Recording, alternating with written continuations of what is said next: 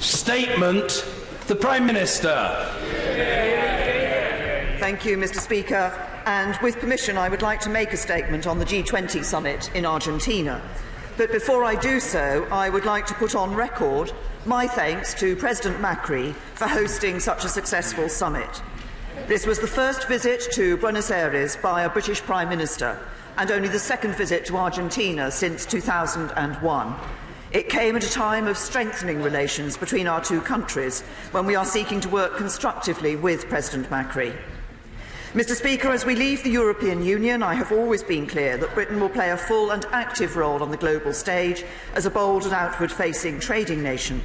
We will stand up for the rules-based international order, strive to resolve with others challenges and tensions in the global economy, work with old allies and new friends for the mutual benefit of all our citizens, and remain steadfast in our determination to tackle the great challenges of our time. At this summit, we showed that the international community is capable of working through its differences constructively, and the leading role the UK will continue to play in addressing shared global challenges. We agreed, along with the other G20 leaders, on the need for important reforms to the World Trade Organization to ensure it responds to changes in international trade. We pursued our objective of making sure that the global economy works for everyone and the benefits are felt by all. We called for greater action in the fight against modern slavery and tackling climate change.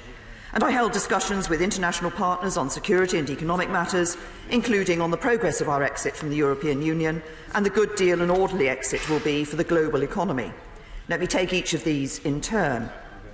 At this year's summit, I came with a clear message that Britain is open for business and that we are looking forward to future trade agreements. Once we leave the EU, we can and we will strike ambitious trade deals. For the first time in more than 40 years, we will have an independent trade policy, and we will continue to be a passionate advocate for the benefits that open economies and free markets can bring. We will forge new and ambitious economic partnerships and open up new markets for our goods and services in the fastest-growing economies around the world. During the summit, I held meetings with leaders who are keen to reach ambitious free trade agreements with us as soon as possible. This includes Argentina, with whom I discussed boosting bilateral trade and investment, and I announced the appointment of a new UK trade envoy. I also discussed future trade deals with Canada, Australia, Chile and Japan, with whom we want to work quickly to establish a new economic partnership based on the EU-Japan Economic Partnership Agreement. On the global rules that govern trade, we discussed the importance of ensuring an equal playing field and the need for the rules to keep pace with the changing nature of trade and technology. There's no doubt that the international trading system, to which the United Kingdom attaches such importance, is under significant strain. That's why I've repeatedly called for urgent and ambitious reform of the World Trade Organization, and at this summit I did so again. And in a significant breakthrough, we agreed on the need for important reforms to boost the effectiveness of the WTO, with a commitment to review progress at next year's G20 summit in Japan. On the global economy, we recognise the progress made in the past 10 years, with this year seeing the strongest global growth since 2011. But risks to the global economy are re-emerging. In particular, debt in lower-income countries has reached an all-time high of 224% of global GDP. So I called on members to implement the G20 guidelines on sustainable finance that we agreed last year and which increase transparency and encourage cooperation. At this year's summit, I continue to pursue our mission to make the global economy work for everyone and the need to take action in our own countries and collectively to ensure that the benefits of economic growth are felt by all. Around the world, we're on the brink of a new era in technology which will transform lives and change the way we live.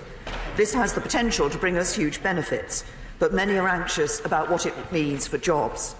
That is why in the UK, alongside creating the right environment for tech companies to flourish through our modern industrial strategy, we are investing in the education and skills needed so that people can make the most of the jobs and opportunities that will be created. We made strong commitments to improving women's economic empowerment, and alongside this I called on G20 leaders to take practical action to ensure that by 2030 all girls, not just in our own countries but around the world, get 12 years of quality education. To build fair economies and inclusive societies, we must tackle injustice wherever we find it. Around the world, we must all do more to end the horrific practice of modern slavery and protect vulnerable men, women and children from being abused and exploited in the name of profit. 2 years ago, I put modern slavery on the G20 agenda at my first summit. And this year I was pleased to give my full support to the G20's strategy to eradicate modern slavery from the world of work. And I announced that next year the government will publish the steps we are taking to identify and prevent slavery in the UK government's supply chains in our own transparency statement. This is a huge challenge. Last financial year, the UK government spent £47 billion on public procurement, demonstrating just how important this task is. I urge the other leaders around the G20 table to work with us and ensure that their supply chains are free from slavery as we work to bring an end to this appalling crime. On climate change, I made clear the UK's determination to lead the way on the serious threat this poses to our planet. We need a step change in preparing for temperature rises, to cut the cost and impact of climate-related disasters, and to secure food, water and jobs for the future. As a UN champion on climate resilience, the UK will continue to pursue this agenda at next year's UN Climate Summit. 19 of us at the G20 reaffirmed our commitment to the Paris Agreement, but it remains a disappointment that the United States continues to opt out. I also announced that the UK will be committing £100 million to the Renewable Energy Performance Platform, which will directly support the private sector in leveraging private finance to fund renewable energy projects in sub-Saharan Africa. Mr. Speaker, this summit also gave me the opportunity to discuss important matters directly with other leaders and raise concerns openly and frankly. In that context, I met Crown Prince Mohammed bin Salman, first to stress the importance of a full, transparent and credible investigation into the terrible murder of Jamal Khashoggi and for those responsible to be held to account, a matter which I also discussed with President Erdogan. And second, to urge an end to the conflict in Yemen and relief for those suffering from starvation, and to press for progress at the upcoming talks in Stockholm. Our relationship with Saudi Arabia is important to this country, but that does not prevent us from putting forward robust views on these matters of grave concern. I also discussed the situation in Ukraine with a number of G20 leaders. The UK condemns Russian aggression in the Black Sea and calls for the release of the 24 Ukrainian service personnel detained and their 3 vessels. Mr. Speaker, at this year's summit, we reached important agreements demonstrating the continued importance of the G20 and international cooperation. It also demonstrated the role that a global Britain will play on the world stage as we work with our friends and partners around the world to address shared challenges and bolster global prosperity. And I commend this statement to the House. Jeremy Corbyn. Thank you, Mr. Speaker. I thank the Prime Minister for the advance copy of her statement. This G20 summit met 10 years after the global financial crash, and the 20 nations that control 85% of the world's GDP have been too slow to reject the failed neoliberal economic model that caused the crisis in the first place. But, Mr. Speaker, there are signs of change. On Saturday, I attended the inauguration of a G20 leader, President López Obrador of Mexico, who has won a significant mandate for change to the corruption, environmental degradation and economic failure of the past. Of course, Mr. Speaker, some G20 countries have no such democratic mechanisms. So while economics are important, our belief in universal human rights and democratic principles must never be subservient to them. The Prime Minister told the media she would... Do be quiet, it's awfully boring and terribly juvenile. The Prime Minister was heard, and overwhelmingly with courtesy.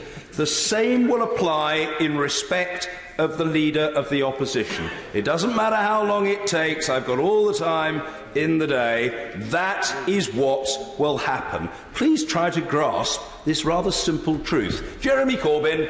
Thank you, Mr. Speaker. The Prime Minister told the media she would sit down and be robust with Crown Prince Mohammed bin Salman, the chief architect of the brutal war in Yemen, which has killed 56,000 people and brought 14 million to the brink of famine, the Crown Prince is believed to have ordered the murder of Jamal Khashoggi. Rather than be robust, as she promised, we learn the Prime Minister told the dictator, please don't use the weapons we are selling you in the war you're waging, and asked him nicely to investigate the murder he allegedly ordered.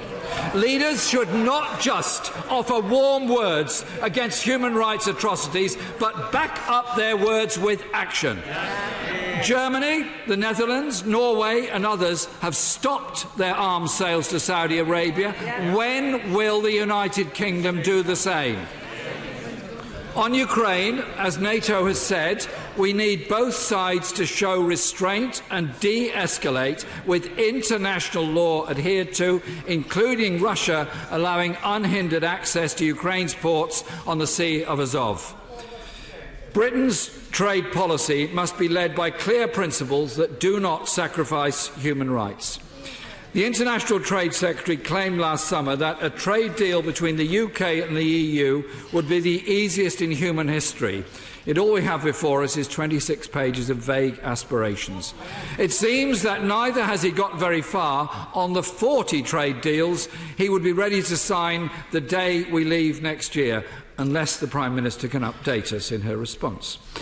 And in light of last week's report from the Foreign Affairs Committee, how does the Prime Minister intend to ensure the 240 expert trade negotiators she promised by Brexit Day will be in place, given they've had 2 years and there are only 90 currently in post? Mr. Speaker, did the Prime Minister speak again to President Trump at the G20? He seems to have rejected the Prime Minister's Brexit agreement because it doesn't put America first. The International Trade Secretary claimed bilateral US and UK trade could rise by £40 billion a year by 2030 if we are able to remove the barriers to trade that we have. His words. The Prime Minister claims that under her deal we can and we will strike ambitious trade deals. But this morning we learned that Britain's top civil servant in charge of these negotiations wrote to the Prime Minister admitting there is no legal guarantee to being able to end the backstop. However, it is clear that some of her government do want to remove barriers. Just this weekend, the Environment Secretary said with regard to the Brexit deal and workers' rights, it allows us to diverge and have flexibility. Our flexible labour market already means that the UK has the weakest wage growth of all of the G20 nations. Did the Prime Minister ask the other leaders how they fared so much better? UK capital investment is also the second worst in the G20. The previous Chancellor slashed UK corporation tax to the lowest level in the G20, telling us it would... In doing so, Mr. Speaker, he told us it would boost investment. It didn't. So did the Prime Minister ask the other G20 leaders why, despite higher corporation tax, they attract much higher investment? Given the G20 is responsible for 76% of carbon dioxide emissions, I welcome the fact that building consensus for a fair and sustainable development was the theme of the summit. Why then did her government vote against Labour's proposal to include sustainable development goals as a reference point when the trade bill was put before Parliament earlier this year? If present trends continue, many G20 nations will not meet their Paris 2015 commitments. And I'm glad the government will pursue this agenda at next year's UN Climate Summit, and hope that this government is pursuing it also this week in the talks at Katowice in Poland. As climate change is the biggest issue facing our world, it is imperative that a sustainable economic trade model is put forward that puts people and the planet over profit. Our country has the lowest wage growth in the G20, the lowest investment and poor productivity. 10 years on from the global financial crisis, this Prime Minister and too much of the G20 have simply failed to learn the lessons of that crash. Prime Minister. Thank you. Thank you, Mr. Speaker. The right honourable gentleman ranged over quite a number of issues in his response. Perhaps I can just pick out some of those key ones. First of all, as I made absolutely clear, both I, with Crown Prince Mohammed bin Salman, the Foreign Secretary, with King Salman himself, and my conversations with King Salman, and other interactions with Saudi Arabia, we've been absolutely robust in our response in relation to the terrible murder of Jamal Khashoggi, and very clear about the need for those responsible to be held to account. He referenced the war in Yemen. I might remind the right honourable gentleman that the coalition intervention in the Yemen was actually requested by the legitimate government of the Yemen and has been acknowledged by the United Nations Security Council. He asked whether I spoke to President Trump. I did speak to President Trump in the margins of the meeting. I was clear with him that we can indeed do a trade deal with the United States of America, with the deal that is on the table with the European Union, and we recognised the work that the working group that is in existence between the UK and the USA, looking at those trade arrangements for the future, has been making good progress in those. The right honourable gentleman also made various other references to the issues around trade. Yes, I did discuss trade with a number of the other leaders that I met, particularly Prime Minister Abe of Japan was very clear in his remarks that he looks forward to being able to discuss the United Kingdom's possible membership of the CPTPP. Indeed, that was echoed by others with whom I spoke at the G20 summit. He also made various references to the issue of trade in his remarks. I'm very interested that he made so many references to trade because, of course, he used to want to do trade deals with other countries and put it in his manifesto. But just last week he said he didn't want to do trade deals after all. Now, those trade deals will be important to the economy of this country in the future, and we certainly are committed to those trade deals around the rest of the world. He then talked about corporation tax. I might remind him that, yes, we have cut corporation tax. That's been of benefit to businesses, employers and jobs in this country. And guess what? We cut corporation tax and we're raising more money from it as a result. We have employment at record levels, and we're the first choice in Europe for foreign direct investment. But one thing that I perhaps did omit from mentioning in my statement was that some of the other conversations I had with leaders of countries in South America was them reflecting on the migration problem that has been caused by the terrible situation of the economy in Venezuela. Mr. Kenneth Clark. Mr. Speaker, as the Prime Minister apparently did discuss with President Trump the question of future trade arrangements with America, did the President indicate any area of the American market, such as public procurement or financial or other services, that he might be considering opening up to us? And if he repeated his request that we should open ourselves up fully to food imports, did she explain to him that we're unwilling to abandon the European standards we developed over the years to accept lower standards set by Congress as he wishes, and that he really must adjust to the fact that we cannot forfeit all our other overseas markets in order to allow him to export food to this country? Prime Minister. My learned friend raises two aspects of a potential trade deal with the United States of America. I've been very clear indeed to a number of people in relation to this issue of agricultural products that actually this isn't a question of our membership of the EU or our adoption of EU standards. There is actually a question for everybody, will be a question for everybody in this country about the standards we want to continue to have in terms of agricultural products in the future.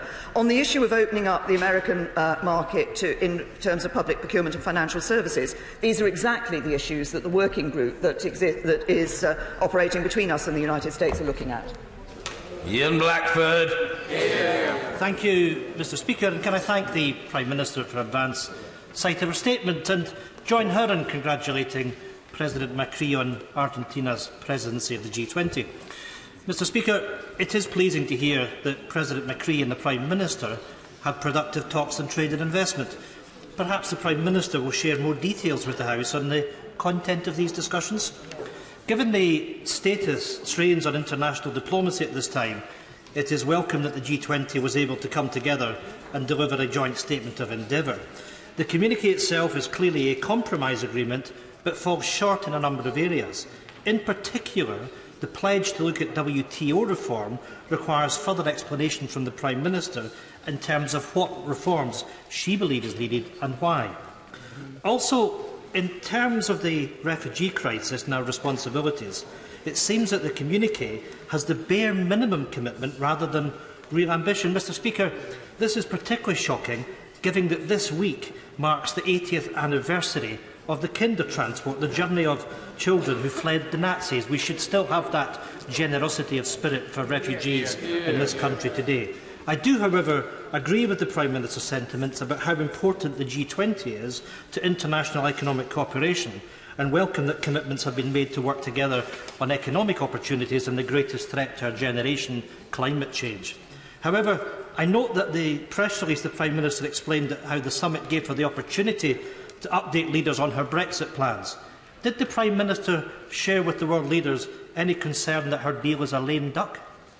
There are many questions for the Prime Minister to answer. Could the Prime Minister explain how she was discussing trade agreements when she wouldn't be able to strike any deals until after the transition? Furthermore, can the Prime Minister give us an explanation on how any of these discussions can take place when the backstop comes in? As she confirmed in the House last Monday, the UK won't be able to have any independent trade deals. Does the Prime Minister see the direct contradiction in her claims of working in collaboration and partnership to deliver economic prosperity when her Brexit deal rips economic stability and opportunity from beneath our feet by taking us out of the European Union? Well, I can see the Prime Minister shaking her head, but that's the reality. Young people that are going to be denied the opportunities that our generations had. At the summit, did the Prime Minister use her time to discuss pressing human rights issues? What discussions did she have, and did she raise the matter of the Khashoggi's death with Mohammed bin Salman? And finally, will the Prime Minister share with us an update on her government's actions over the past 2 years to tackle climate change? Or has she been too distracted to get on with the real job of government? Prime Minister. Can I say to the right honourable gentleman, first of all, he asked me about WTO reform. The issues, just to give him an example of a couple of the issues that I raised in relation to WTO reform, and I think these are recognised in conversations with others, recognised as issues that need to be addressed. One is the whole dispute resolution mechanism, which is too slow. Everybody recognises that it is too slow. If you're going to be able to have faith in the rules that are set by the WTO, you need to be able to have a dispute resolution mechanism in which people can have faith as well. Another area which is of key concern to people looking at the digital economy is the very slow progress that WTO has made in that area, the very slow progress they've made on looking at the whole area of e-commerce. These are just two of the issues that will be referenced in relation to the WTO reform. He talked about trade deals and about whether, he said, I was listening quite carefully, I think he said we wouldn't be able to strike trade deals until after the transition period, after the implementation period. That is not correct. During that transitional implementation period, we will be able to negotiate, sign and ratify trade deals, which can then come into operation at the end of the implementation period. And I think we should all, I hope we will all welcome the growing and developing bilateral relationship that the UK has with Argentina. And I was pleased to be able to welcome, when I was there, the extra flight that is now going to take place from the Falkland Islands to via Cordoba to Sao Paulo. And then he asked about pressing human rights issues and had any pressing human rights issues been raised. I specifically referenced in my statement a human rights issue on which this government has been leading the world in terms of action, and that is in terms of modern slavery. Many countries around from the sedentary position, the Honourable Lady says not true. It is true. If you look at the Modern Slavery Act, and I'm pleased to say that recently the Australians are now introducing legislation which actually mirrors the legislation we've put in relation to supply chains, and I encourage other countries around the world to do the same. Anna Soubry. Very much indeed, Mr. Speaker. Mr. Speaker, what was quite striking for many people when they saw the photograph, apart from Christine Lagarde, who of course is the chief of the IMF, was that the Prime Minister, because Mrs Merkel's plane didn't quite make it, but the Prime Minister was the only other woman in the photograph. And the lack of women leaders is really striking. She rightly says, having put modern slavery onto the G20 agenda 2 years ago, that part of the purpose of the G20 is to build fair economies and inclusive societies, and in doing that we must tackle injustice. Could she tell us, what does she hope to achieve in tackling the injustice of not enough women being involved in all these G20 countries at all levels of government, and especially at the top? That's enough. Well, I think my right honourable friend and I both share the desire to encourage more women to come into politics, not just here in the UK, but to see more women able to take senior positions in the political world around in those other countries as well. And it is, we have a good record here in terms overall of women's employment. I think there is still more for us to do to encourage more women to see politics as a career that they want to come into. I think to do that, we do need to tackle some of the problems that have arisen in terms of the harassment and bullying that sometimes women politicians receive, particularly in relation to social media concerns that people have. But the fact of the lack of female leaders sitting around the table, and until Chancellor Merkel arrived, I was the only leader of head of government, a female head of government there, was one that was raised not just, in fact, by Christine Lagarde, but also by other leaders around the table too. Sir Vincent Cable. Will the Prime Minister undertake to build on her role as candid friend to Prince Mohammed and the Saudi regime by making an appeal for clemency on behalf of 12 men who currently face imminent execution after torture for the crime of practising a different religion?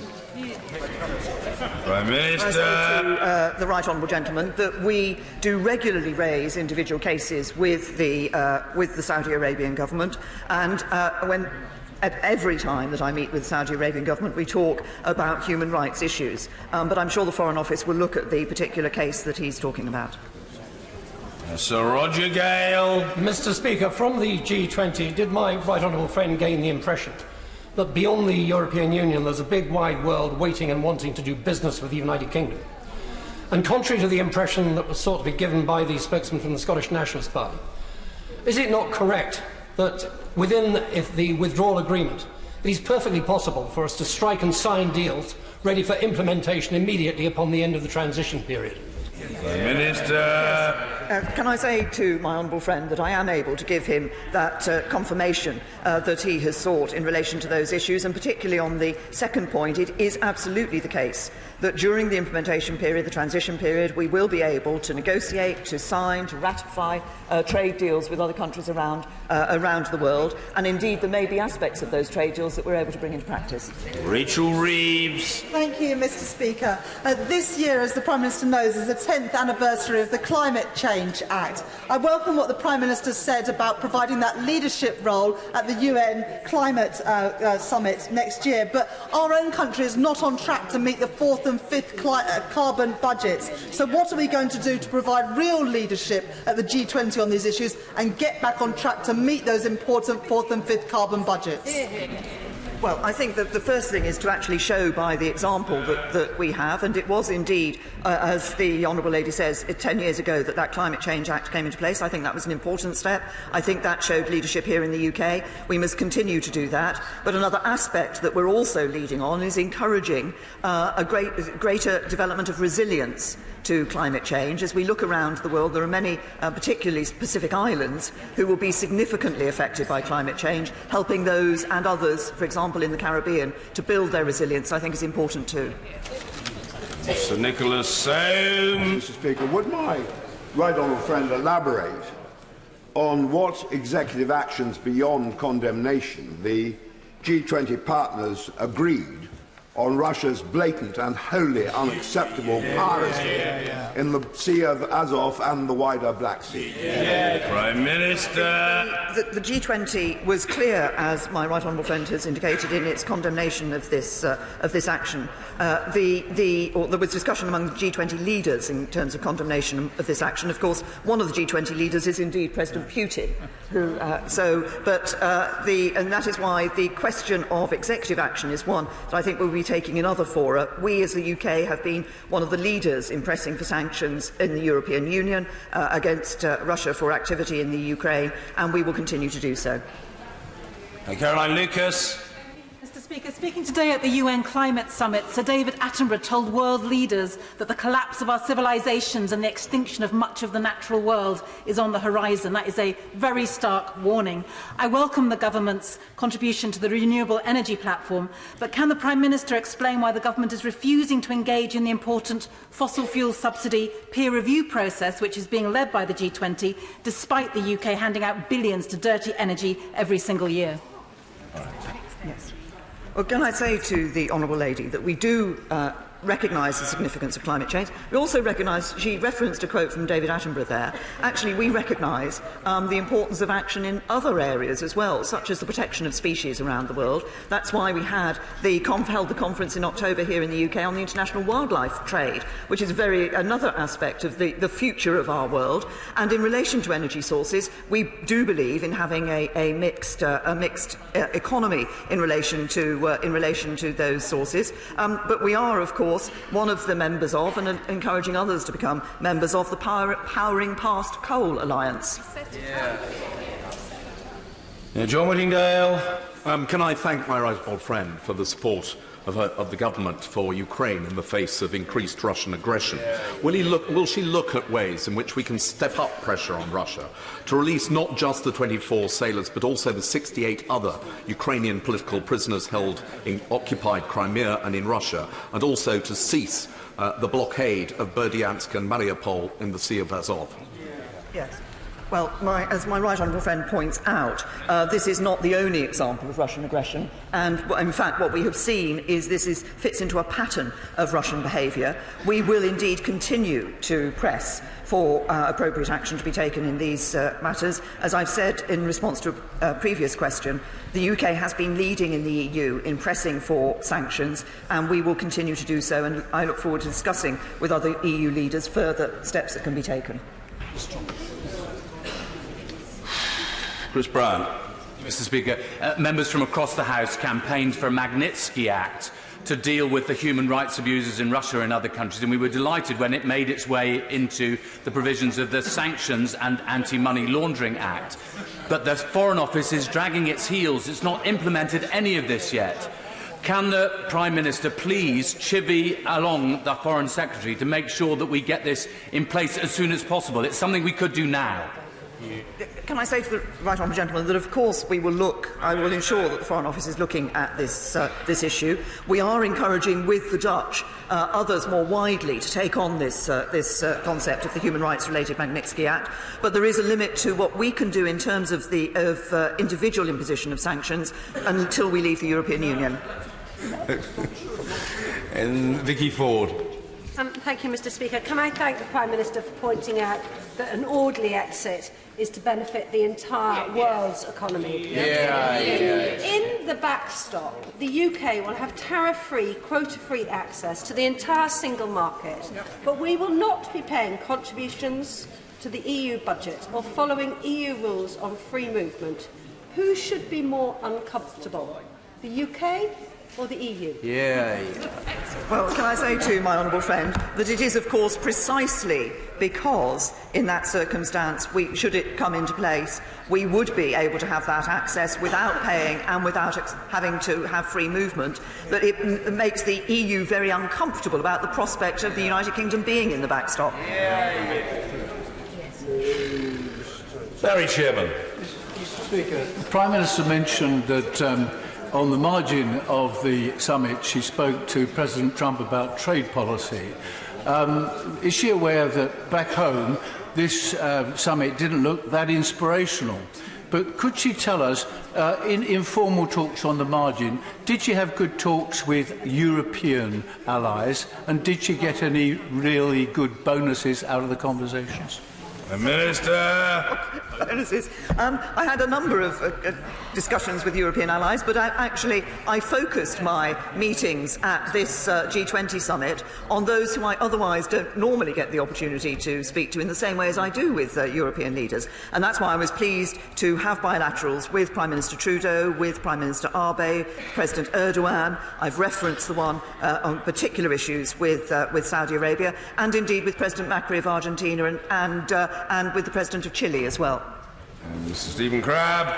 Speaker, the Prime Minister continues to show commitment to the world's poorest nations. So in her ongoing discussions with G20 allies, would she urge them to step up to the plate and ensure that next year's replenishment round for the Global Fund to tackle AIDS, TB and malaria is full and effective, and so the world can take another step forward in fighting these killer diseases?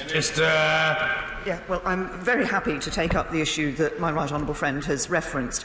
And there was recognition of the issues around HIV and AIDS. Of course, one of the days of the summit was World AIDS Day. And I think this is one of those issues where everybody around that table recognises there is still work for us to do. Mary Cray. Speaker, when she was discussing the brave new world of post-Brexit free trade deals with world leaders, did any of them point out the supreme irony that her own Treasury forecasts show that they can only be achieved by reducing the amount of free trade that we do with our nearest market of 500 million people, and by losing access to 36 other free trade deals that our membership of the European Union currently gives us? Minister. The lady will know we are working on the continuity arrangements for those trade deals that currently exist between the EU and various countries around the world. And it is not right to say that it is only by not having that trade relationship with the EU that we can have trade relationships around the rest of the world. There is a recognition, both in the political declaration and in the government's own proposals, that we can have a good trading relationship with the EU and good trading relationships, different from those that currently exist, with other countries around the world. Dr. Julian Lewis. The Prime Minister's mention of the World Trade Organization reminds me that the Chancellor in his budget wisely allocated £3 to £4 billion for practical preparations for exiting the EU on a WTO basis. Has each government department now received its allocated share of these funds? And if not, why are they being held back? Prime Minister. The funds are not being held back, and government departments will receive their notification of the allocation of the funds in the next few days. Alison Thewlis. Mr. Speaker, the Yemen Data Project reported that over the course of 10 days, 42 airstrikes happened, and 62% of those hit civilian targets. Did the Prime Minister discuss with Crown Prince Mohammed bin Salman how the bombs she sold him will be used in the coming month? Prime Minister. What I did discuss with the Crown Prince was the need to find a political solution to the issue, what is happening in the conflict in the Yemen. This is very important. There are talks due to take place in Stockholm. I've encouraged all parties to take part in those talks. The way to resolve the issue in the Yemen is through a long-term political solution. Mrs. Anne Main. Speaker, the Prime Minister has twice given assurances to the House now today that we can indeed do trade deals and that those deals can be signed and ratified, but not implemented until we have left the transition period. Can she confirm what the status of those trade deals would be should we go into the backstop period? Prime Minister. There are some restrictions that the backstop would require in relation to trade deals. Notably, we would be applying the common external tariff, but there would be some freedom for us in relation to these matters in terms of trade with other countries around the world. I'm glad that my honourable friend has repeated the confirmation that I've given that it would be possible during the transition period to ratify, to negotiate and to sign up to those trade deals. And of course it is the intention of the government, and clearly stated the intention of the European Union, that at the end of that implementation period we will be in a position to operate those trade deals. Mike Gates. Mr. Speaker, the Prime Minister referred to a pattern of Russian behaviour and she's also condemned the Russian aggression in Ukraine. Did she also have an opportunity in her conversations with Crown Prince Mohammed bin Salman or with President Erdogan to talk about Syria and the continuing crimes being carried out by Russia and its Iranian and Houthi allies in Syria? Prime Minister. The issues around Syria are ones which we regularly raise with other partners in a variety of ways. We recognise the continuing problems in relation to Syria. Of course, again, a long-term solution can only come with a political solution in Syria. It is good that we have seen some limitation of action taking place in certain parts of Syria in recent months, but obviously we've also sadly seen continuing action against people in Syria. Maggie through. Speaker, I welcome our Animals Friends' announcement that the government will be taking steps to eradicate slavery in its supply chain, as it was an issue I highlighted in the Private Members' Bill a couple of years ago. But does she agree with me that it's an issue that everyone in this House should be able to be united on? Yes. Well, Prime Minister. My honourable friend, I think it's absolutely the case that this eradication of modern slavery is an issue which everybody across this whole House should be working towards and should be supporting the government's efforts in this area. The Modern Slavery Act was an important step, but there is much more for us to do, and that's why we are continuing to press forward on further action in this. Gavin Robinson. Mr. Speaker, the high five between President Putin and Crown Prince bin Salman may have seemed jovial, but it comes with it the undertone of geopolitical significant relationships. Does the Prime Minister, or did the Prime Minister have any discussions with our NATO allies in supporting the international rules-based order which he mentioned, not only encouraging compliance, but perhaps coercing compliance? Prime Minister. I certainly had a number of conversations which were about exactly the point of maintaining the international rules-based order. We recognise that in a number of different areas this is under significant pressure, but we have been leading in some areas to ensure that it continues, not least, of course, in the work that we've done in the Organisation for the Prohibition of Chemical Weapons. James Cleverly.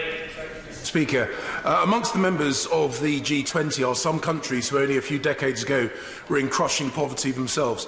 Will she reject the calls to move away from liberal free market economics and actually promote that as an agenda, removing tariff barriers imposed by wealthy countries and using free trade to lift other poor nations and people around the world out of that poverty? Minister. My honourable friend is absolutely right. It is trade that develops economies, that helps to lift poor countries out of their poverty, that helps to provide for people within those countries. And one of the points I made at the summit was that the increasing protectionism that we see, the increasing pressure on the rules-based international order in relation to trade, will only hit the poorest hardest. Emma Reynolds. Speaker, the Japanese Prime Minister clearly doesn't want Japanese companies like Honda and Nissan to face friction at the UK-EU border.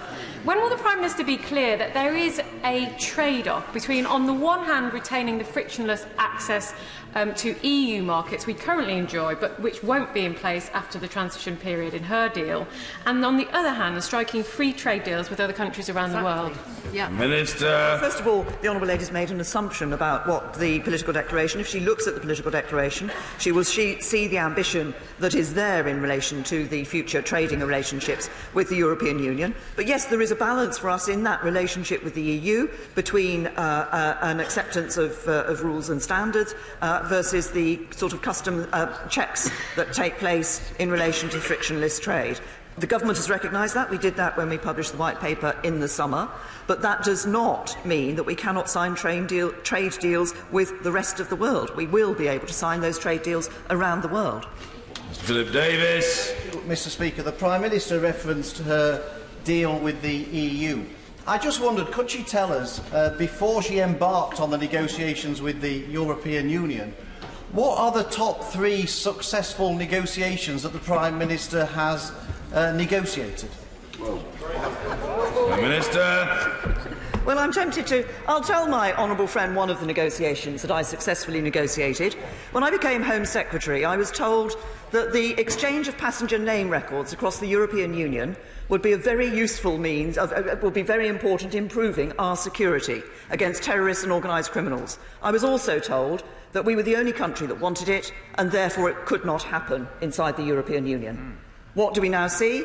By painstaking work, because I refused to accept that view, we have a passenger name records directive. Rachel Maskell. Thank you, Mr. Speaker. There is a time in politics when words are not enough. 56,000 people killed, 14 million living through a humanitarian crisis in Yemen. What is her price to ensure human rights are more important than blood money from the sale of arms? Prime Minister. To the honourable lady. The question of providing for those people who are suffering terribly in the Yemen today is about ensuring that there is a political solution in the Yemen. That's what we believe. There is an opportunity for that now. That is what we have been encouraging all the parties to come together for. That is why the talks that are going to take place over the coming days and weeks in Stockholm are so important. Andrew Bowie. Speaker, whilst the G20 was meeting in Argentina, the COP24 conference was gathering in Poland. So would my right honourable friend reaffirm our commitment to maintaining our world-leading position on climate change resilience and our commitment to meet our obligations agreed in Paris 3 years ago, no matter the position of our closest ally in the United States or our future relationship with the European Union? Prime Minister. I'm very happy to give our continued commitment to the obligations that we have signed up to.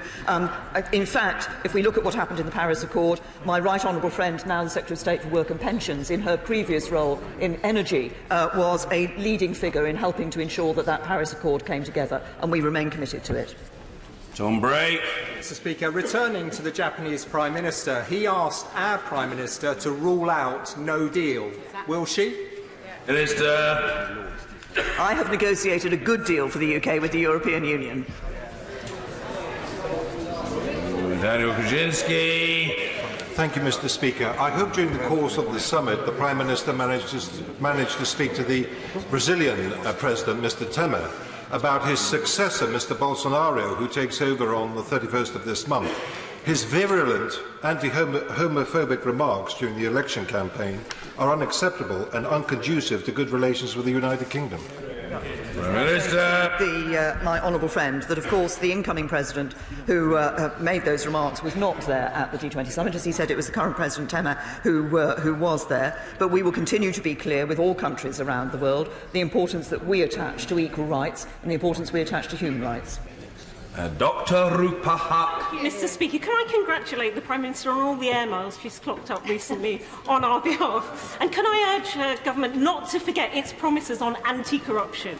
So the G20 declaration commits leaders to tackling vulnerabilities in the financial system, what with the National Crime Agency, which she, as she reminded us, had a hand in setting up, estimating that hundreds of billions of pounds are at the moment being laundered through the UK. Could she give us a date when the commitment to consult on creating a criminal offence of failure to prevent for corporations on money laundering will materialise, so that we can practice what we preach? Well, can I say to the honourable lady, thank you for the remarks that she made. I did set up the National Crime Agency. It is doing important work in this area. The new Economic Crime Centre, which has been set up, is an important step in dealing with these issues. We continue to look at the powers that are necessary in order to deal with this, but we have already introduced new powers that enable us to take action against those involved in these matters. Thank you, Mr. Speaker. I refer my right honourable friend to what she said about renewable energy projects in sub-Saharan Africa.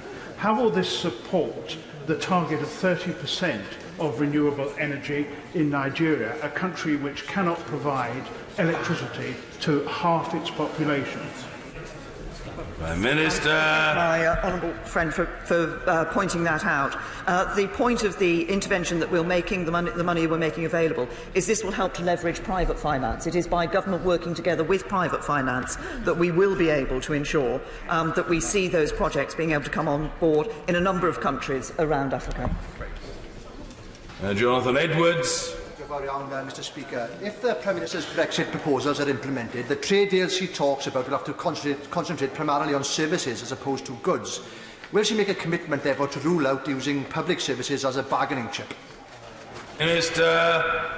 We've always been very clear in relation to these matters of in relation to public services. There will be. I mean, the economy of the United Kingdom does rely significantly on services in relation to. That's one of the areas in which we are particularly leading across the world, and I expect that we will be able to ensure that the trade deals that we do around the world do incorporate those aspects of services where we are leading.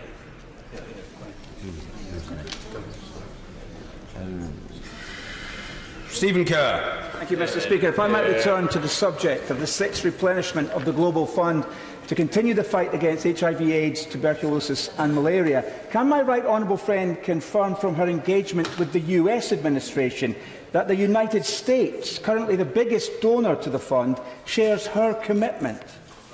Well, I'm very happy to say to my honourable friend that obviously, as he has said, we restated the commitment to ending HIV, AIDS, tuberculosis and malaria. I think it's the G20 is an important venue for doing that, but indeed President Trump did, in one of his interventions at the summit, make reference to the need for the work that continues to be made in terms of HIV. John Woodcock. Speaker, the Prime Minister understands the supreme importance of cross-border national security. She also understands how difficult and long a process it is inevitably to agree and ratify new treaties. So, will she level with this House and the public that there is actually very little chance of being able to agree and then fully ratify a new security treaty by the end of the transition period? I have a different opinion from the honourable gentleman. We've got clear structure within the political declaration in relation to that. And I simply say to him, the December joint report on withdrawal was 16 pages. Within less than a year, we've negotiated 585, nearly 590 pages of legal text. The political declaration is, I think, 26 pages. It's perfectly possible to negotiate on all aspects of that within the 2 years available.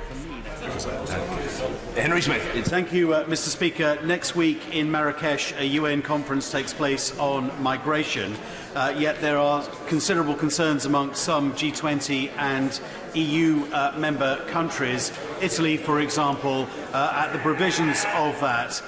Was this discussed at the G20 summit, and what is Her Majesty's Government's position on this? Prime Minister. My honourable friend is absolutely right, and it was seemly. I'm bound to say I think the honourable member for Crawley was entitled to a somewhat more respectful welcome. I think his constituents were entitled to hear him heard with greater courtesy. And now the Prime Minister is replying. This great hubbub of voluble and unnecessary noise should cease. Let's hear the Prime Minister's reply. Thank you, Mr Speaker. My honourable friend is absolutely right. Of course, with the launch event of the Global Compact for Migration next week, it was absolutely right that migration is being discussed in a number of fora, and including, obviously, the references that we saw in the communiqué that came out of the G20 summit. I think that Global Compact is one way when we can bolster international cooperation on these areas, because it does set an approach to reduce irregular or illegal migration whilst improving regular and managed migration. And I think it enables all states to effectively manage our borders. So this issue is an issue which is recognised across the G20 as one that needs to be addressed. Kevin Brennan. Thank you, Mr Speaker. When she met the Crown Prince of Saudi Arabia, did she discuss with him the 11 exchanges that our American allies said that he had with the leader of the hit squad who murdered and dismembered Mr Khashoggi at around the time of those events? And if so, is she happy still to be described, as she was by the leader of the Liberal Democrats, as a candid friend of the Saudi Crown Prince? Can I say to the honourable gentleman, the point I made to the Saudi Crown Prince was a very simple one.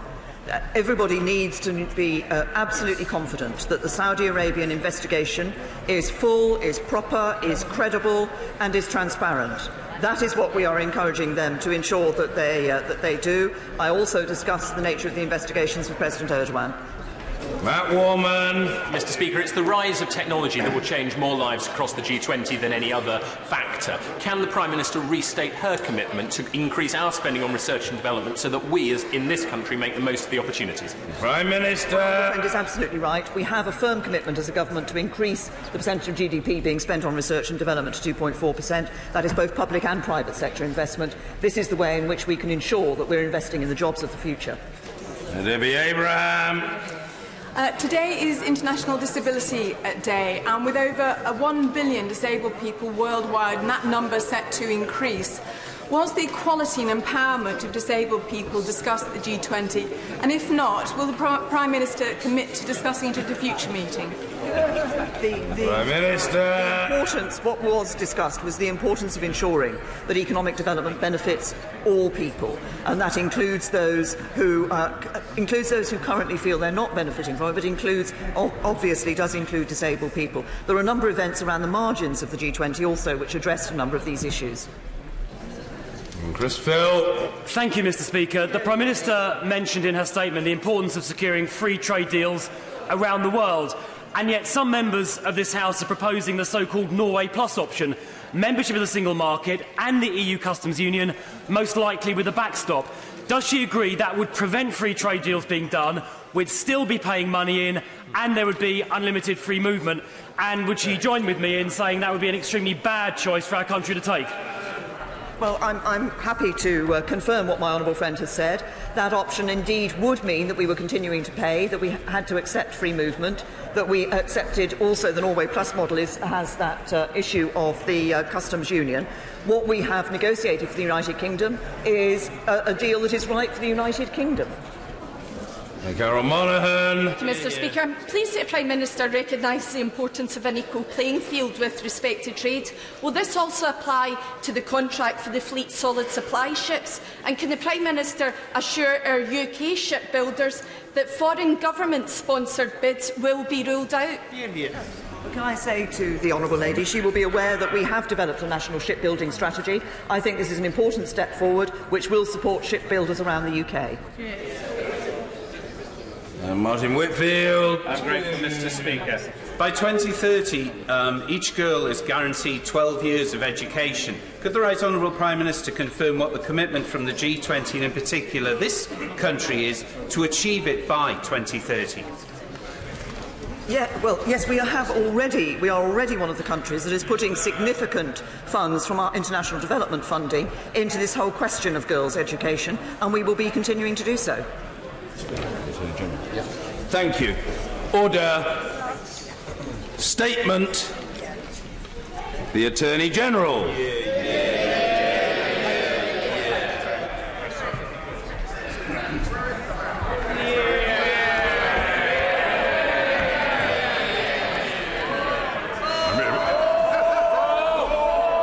Mr. Speaker, it's very good of the Prime Minister to warm up for me today.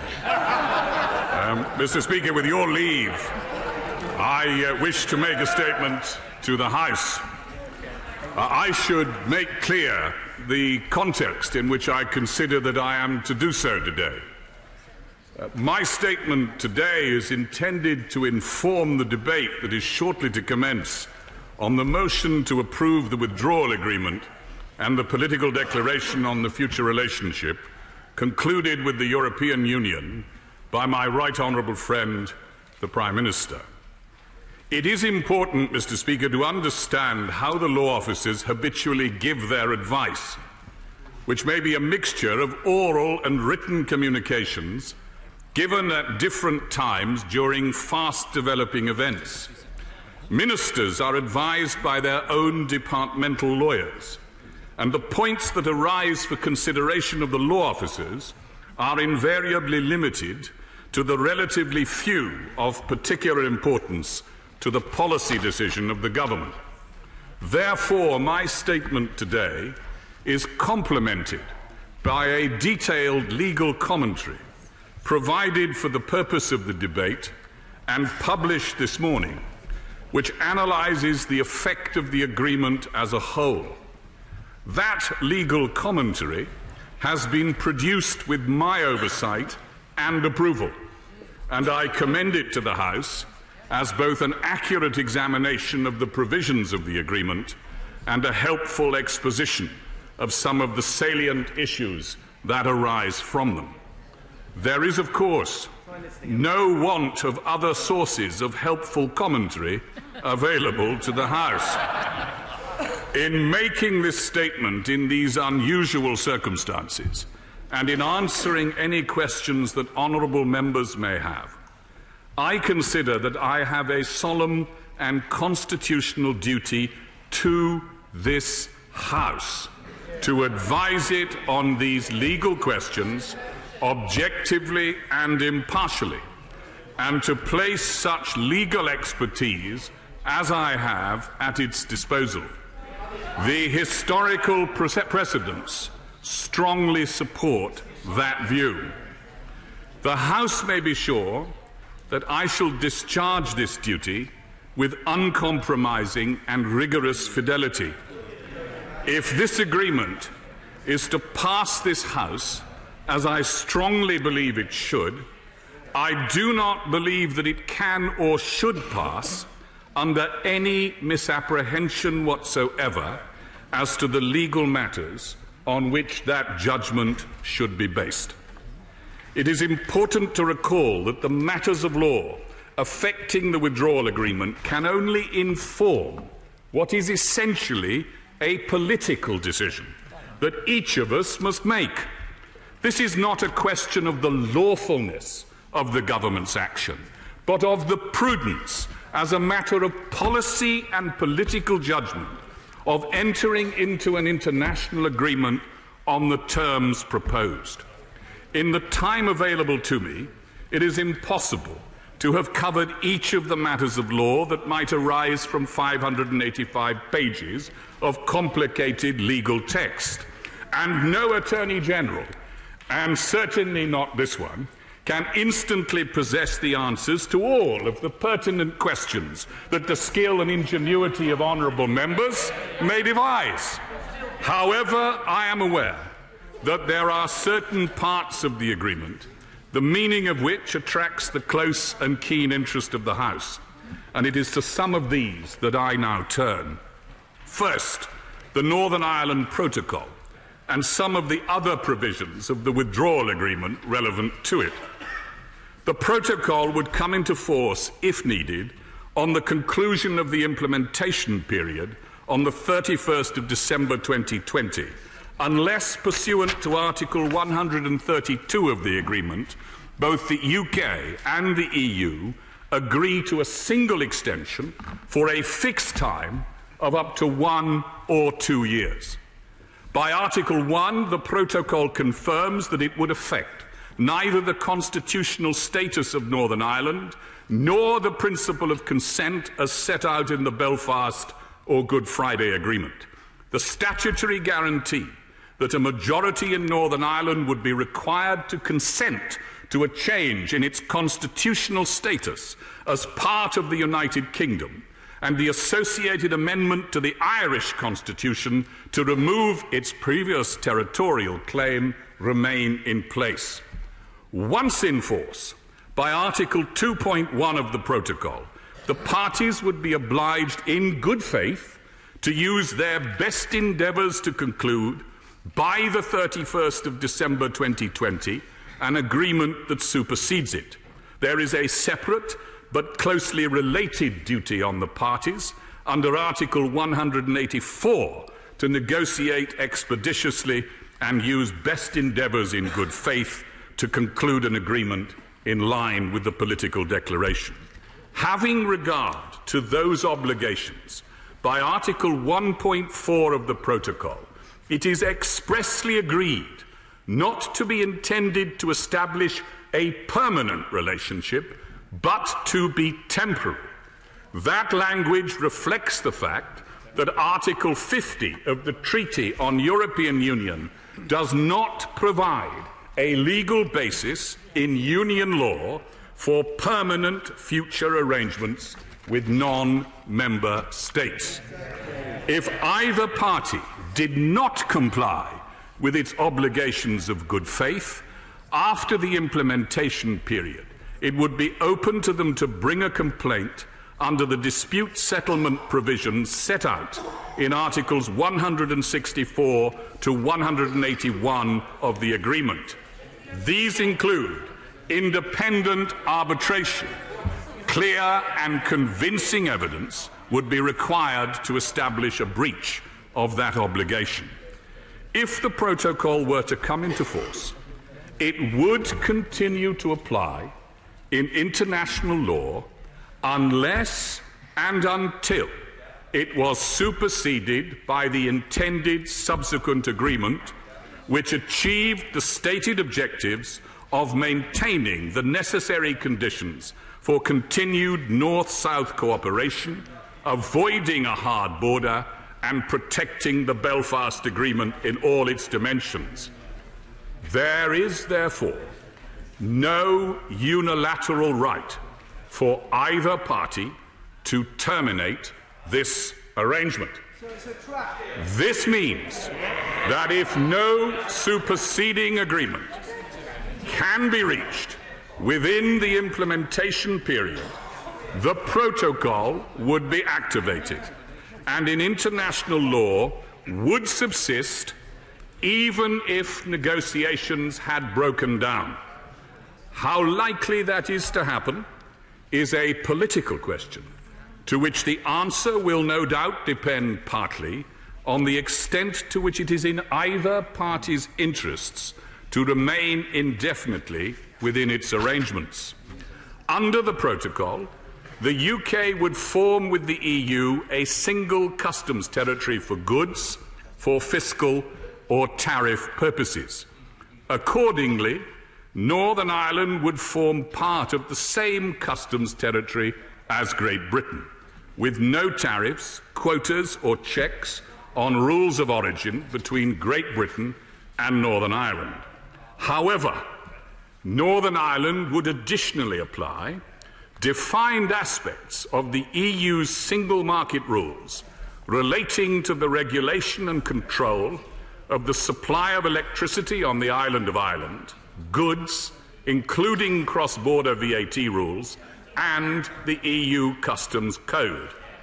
These rules would be enforced as they are now, including preliminary references from Northern Ireland courts to the Court of Justice of the European Union. By these means, the need for any hard border would be avoided, and goods originating in Northern Ireland would be entitled to free circulation throughout the EU single market. In all other aspects of its regulatory regime, Northern Ireland would follow the applicable UK legislation, save where these were devolved. Mr. Speaker, by Article 7, a Northern Ireland business would also enjoy the same free circulation of its goods throughout the United Kingdom, while its EU competitor, whether situated in the Republic of Ireland or elsewhere in the single market, would not. Mr. Speaker, I turn now to the role of union law and the CJEU under the withdrawal agreement and within the dispute settlement provisions. It is important to place these provisions in the context of the objectives of the agreement, which is the orderly exit of the UK from the EU for our citizens and businesses. To this end, following the implementation period, the agreement provides for the continued application of union law in defined and strictly limited respects where it is necessary or desirable for legal certainty to do so. Although we will legally leave the EU and cease to be a member state on March the 29th, 2019, Part 4 of the agreement provides for an implementation or transition period of 21 months, which is designed to enable our people and our businesses to adjust to the changes that are coming. During that implementation period, so as to give the time, predictability and continuity that is needed, it is provided that union law should continue to apply, and the laws, systems and institutions of the EU will have the same role and functions as before. But on the conclusion of this period on the 31st of December 2020, that will come to an end. Thereafter, Union law and the Court of Justice will possess a relevance in the United Kingdom only insofar as it is necessary in limited and specific areas for the winding down of the obligations of our relationship of 45 years. For example, the rights of our own citizens living in EU member states and of EU citizens in the United Kingdom are created and defined by Union law. If they are to be preserved in equal measure and with the necessary consistency and certainty, it is inevitable that the mutually protected residence and social security rights of these particular groups of people must be continued to be defined by reference to that law. These rights are provided for in Part 2. Our citizens living in member states throughout the EU will continue, as is natural, to depend for their ultimate protection on the CJEU, while EU citizens living in the United Kingdom will look to the UK Independent Monitoring Authority set up under Article 159 and to the UK courts. But they will no longer be able, as now, to require our Supreme Court to refer a question of interpretation of their rights under Union law to the CJEU, where the determination of such a question is necessary to resolve a dispute. Instead, pursuant to Article 158, the UK courts, for a fixed period of 8 years only, may refer to the CJEU a question of interpretation of Part 2 of the agreement in the interests of achieving consistency in the enforcement of the rights of citizens and while the new system is established. After that time, our courts will, pursuant to Article 4.5, continue to interpret concepts and provisions of Union law in the areas in which the agreement applies it, as they always have, and to have due regard to relevant post-implementation case law where, for example, it may be required for the practical operation of the agreement, such as in regard to the coordination of social security rights for the protected EU and UK citizens. Part 3 deals with the lawful conclusion of judicial and administrative proceedings, transactions, processes and other matters that have arisen or commenced under Union legal frameworks before the end of the implementation period, and to which Union law and the role of institutions must continue to apply for their orderly disposition. It allows a 4-year limitation period on the power of the Commission to refer to the Court an alleged breach of an obligation incurred prior to the end of the implementation period. Part 5 deals with our agreed financial obligations. It provides under Article 160 for Union law and the jurisdiction of the Court to apply beyond the implementation period only for the time and purpose of closing out the UK's financial obligations and entitlements incurred under Union law, again prior to the end of that period. All of these are inherently time-limited functions, and once they are at an end, the Court will have no jurisdiction in relation to disputes involving citizens and businesses in the United Kingdom. A dispute between the EU and the UK about the systemic operation or interpretation of the agreement may be referred by either side to an independent arbitration panel in which the Court has no automatic role. But if the panel needs to, and a question of interpretation of Union law is relevant to the dispute, it can ask the Court to resolve that question. It is then for the panel to apply that interpretation to the facts of the dispute and thus decide how the dispute should be resolved. Mr. Speaker, the divorce and separation of nations from long and intimate unions just as of human beings, stirs high emotion and calls for wisdom and forbearance. It calls also for calm and measured evaluation by the House of the terms of the separation agreement in the light of the complexity and difficulty of the task it is intended to achieve. The gradual loosening and removal of the legal ties that have bound us to the European Union for 45 years will take time to work out. This agreement and the EU Withdrawal Act already passed by the House allow for the necessary time and legal means for that process to unfold in a peaceful and orderly way. I am at the disposal of the House to answer questions insofar as I can on these and other legal matters, and I commend this statement to the House. Nick Thomas Simmons. Now, Mr. Speaker, I'm of course grateful to the Attorney-General for his statement and for advance sight of it. But the reality of this situation is that all members are asking questions at a major disadvantage because they've not read the legal advice upon which this statement is based. And it is totally unacceptable to be in this position when aspects of the Attorney-General's advice have been selectively leaked to the press over the weekend. For example, Mr. Speaker, we understand that in a letter to Cabinet Ministers last month, it's been reported that the Attorney-General said, in respect of the backstop arrangement, the protocol would endure indefinitely if trade talks broke down.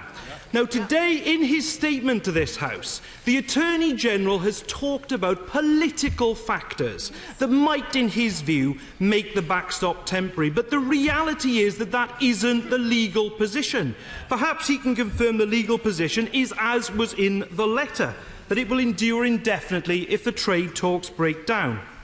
Now, Mr. Speaker, on the 13th of November in this House, my right honourable friend, the Shadow Brexit Secretary, and I were both very clear that what was sought was the final and full advice provided by the Attorney-General to Cabinet on any completed withdrawal agreement made available to all MPs in good time for the vote on the deal. Offers short of that, including the Attorney-General's statement today and a summary made by the Government, were rejected, and the House passed the moment unanimously. Playing games, shouts the Chancellor. The Conservative Party on the 13th of November couldn't get one of its MPs to vote against the motion. Not one. And the reality is, as well, that this document that has been produced is, in the Attorney-General's own words, a legal commentary that's been produced with his oversight and, indeed, approval. It is not the final legal advice to Cabinet. I should also say, frankly, Mr. Speaker, that a longer and more detailed explainer was produced alongside the withdrawal agreement than this document, it has to be said. Isn't the reality of this situation that the Government does not want MPs to see the full legal advice for fear of the political consequences? And there is no point whatsoever trying to hide behind the Law Officers' Convention. The Ministerial Code and Erskine May are very clear. The ministers have a discretion as part of that convention to make advice available in exceptional circumstances. What circumstances could be more exceptional than these? The economic, political and constitutional integrity of our country is at stake. Now, Mr. Speaker, I will quote some of the legal commentary. I'll quote paragraph 82 of it, which says, and I quote, "The agreement does not contain any provision on its termination. In the absence of such a provision, it is not possible under international law to withdraw from the agreement unilaterally." So, straight question to the Attorney-General. Can he direct me, or indeed this House, to any other international treaty to which the UK is a party where it has no unilateral right to terminate it? Can he even name one? But it's actually, Mr. Speaker, more than that. Because Articles 1.4 and 2.1 of the Backstop Protocol are clear that its provisions shall apply unless they are superseded in whole or in part by a subsequent agreement.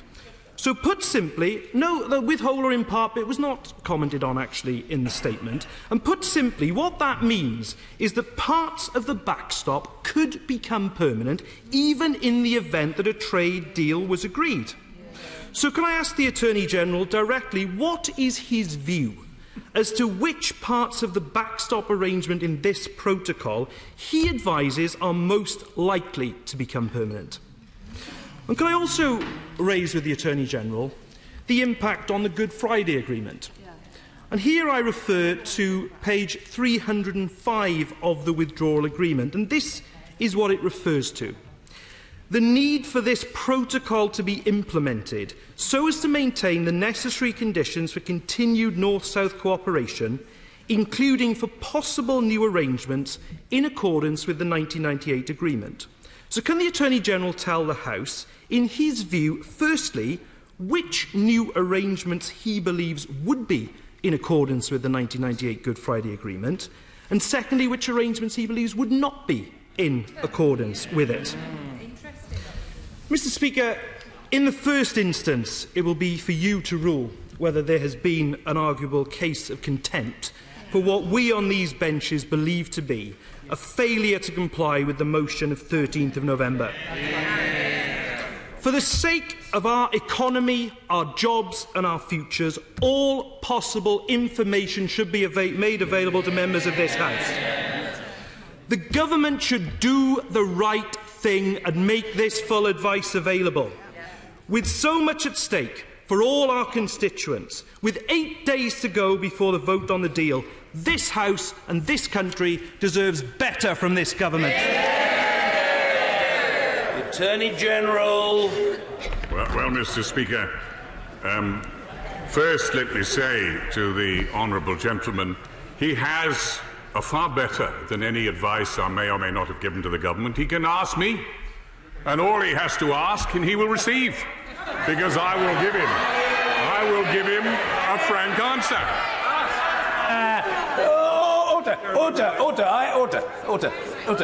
Order. I know the Attorney-General is very well able to... Order. Members must calm themselves. I know the Attorney-General is very well able to look after himself, but I simply gently at this stage, I gently counsel members not to yell from a sedentary position in that way. The Right Honourable and Learned Gentleman would not, I'm sure, be accustomed to such treatment in a court. And if he were subject to it, I think the judge would take a very dim view. So he is He is entitled to a courteous reception, and as the House knows from past experience, I will want to hear everyone who wishes to question him. But in the first instance, calm. Behave. The Attorney. Mr. Speaker, it is very rare for the Attorney-General to appear to answer questions in the House on matters of law. And I am doing so, Mr. Speaker, so that members opposite, members on this side of the House, can have a full, frank and thorough opportunity of asking me, as the government's chief legal adviser, but also as an adviser to the House on constitutional and legal matters, what her legal position is. And I assure the House that if you ask me, if the questions are asked, I shall answer them candidly. The honourable gentleman told me that I hadn't said anything about the subsistence of the Northern Ireland Protocol. Let me make no bones about the Northern Ireland Protocol. It will subsist. We are indefinitely committed to it if it came into force. There is no point in my trying, or the government trying, to disguise that fact. The truth, however, is, what is the political imperative of either entering it or not entering to it? And that is a calculated equation of risk that each member of this House is going to have to weigh up, weighing it up against different alternatives. Now, the honourable gentleman also mentioned that I should answer whether other treaties are permanent. There are hundreds of treaties throughout the world that are permanent. If you do treaties on borders, if you do treaties on rivers, if you do treaties... The whole Vienna Convention has entire sections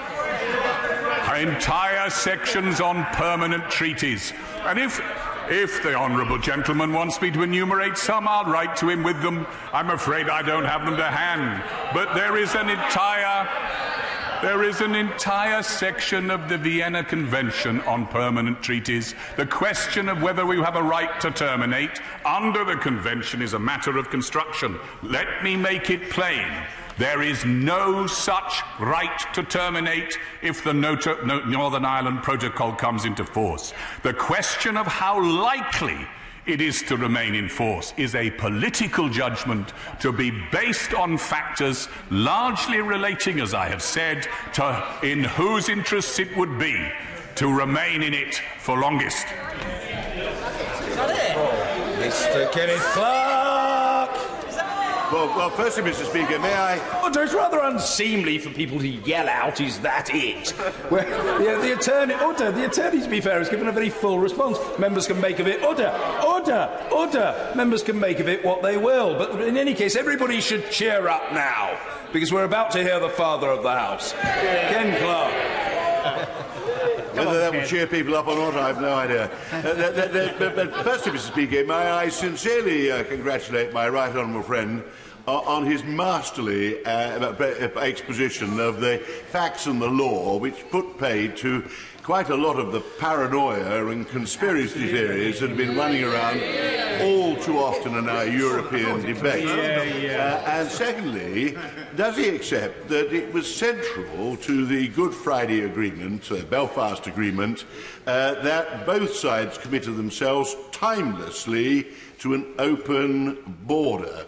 And that is all wrapped up if we ever move to the Northern Ireland Protocol. And it would be quite shameful if either the European Union or the Republic of Ireland or the United Kingdom was given the right unilaterally to terminate that at a time of its political choosing. So it's perfectly sensible. Do you also agree that both the United Kingdom and the European Union will have reasons to hesitate before going into protocol? They may prefer to extend the transition agreement, and neither of the parties will have any political motive for staying indefinitely in that protocol. So he has, I think, in his exposition, and is this what he was trying to do, got rid of all these theories, all the ones about the ECJ still being involved.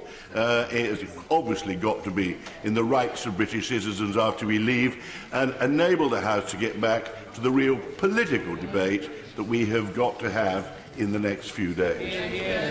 Well, Mr. Speaker, I'm most grateful to the right honourable gentleman for his question. The truth of the matter is that this Northern Ireland Protocol would represent a solemn commitment to the people of Northern Ireland that this government will honour and respect the Belfast Agreement.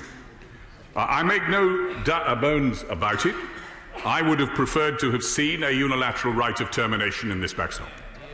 I would have preferred to have seen a clause that allowed us to exit if negotiations had irretrievably broken down.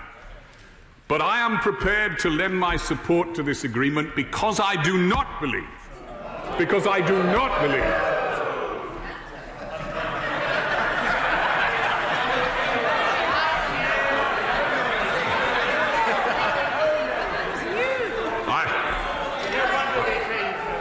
I'm most grateful for those cheers of applause. I do not believe, Mr. Speaker, that we are likely to be entrapped in it permanently. I can give reasons why I say that, but the right honourable gentleman has already foreshadowed them. So I do agree with the right honourable gentleman. This represents a sensible compromise. It has unattractive elements, unsatisfactory elements for us. But the question for the House is to weigh it up against the other potential alternatives and to assess whether it amounts to a calculated risk that this government and this House should take in these circumstances, weighed up against the realities of the alternatives. Joanna Cherry. Thank you, Mr. Speaker. Mr Speaker, the binding motion passed by this House on the 13th of November ordered the production of any legal advice in full, including that provided by the Attorney-General, and with a particular focus on the Northern Ireland backstop. Not a commentary, but the legal advice in full. The House didn't divide. The Government effectively conceded that these were exceptional circumstances and that the normal, very important convention wouldn't apply, and so that ship has sailed. Now, the Attorney-General and I are both senior lawyers in our own jurisdictions, so I'm sure he won't want to insult my intelligence or that of the House by pretending that this command paper reflects in any way the nuanced advice that he will have given to the Cabinet, focused on particular questions such as those we saw it leaked over the weekend. For example, he's just said that he doesn't, it's not his belief that we'll be trapped in the backstop permanently. But this House, who has to take the final decision, not the Cabinet, is not interested in his belief. It's interested in his legal opinion.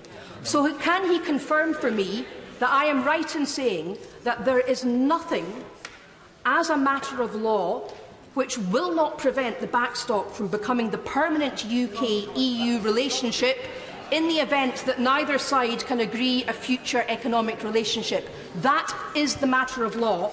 And also, will he acknowledge this? He's a Democrat.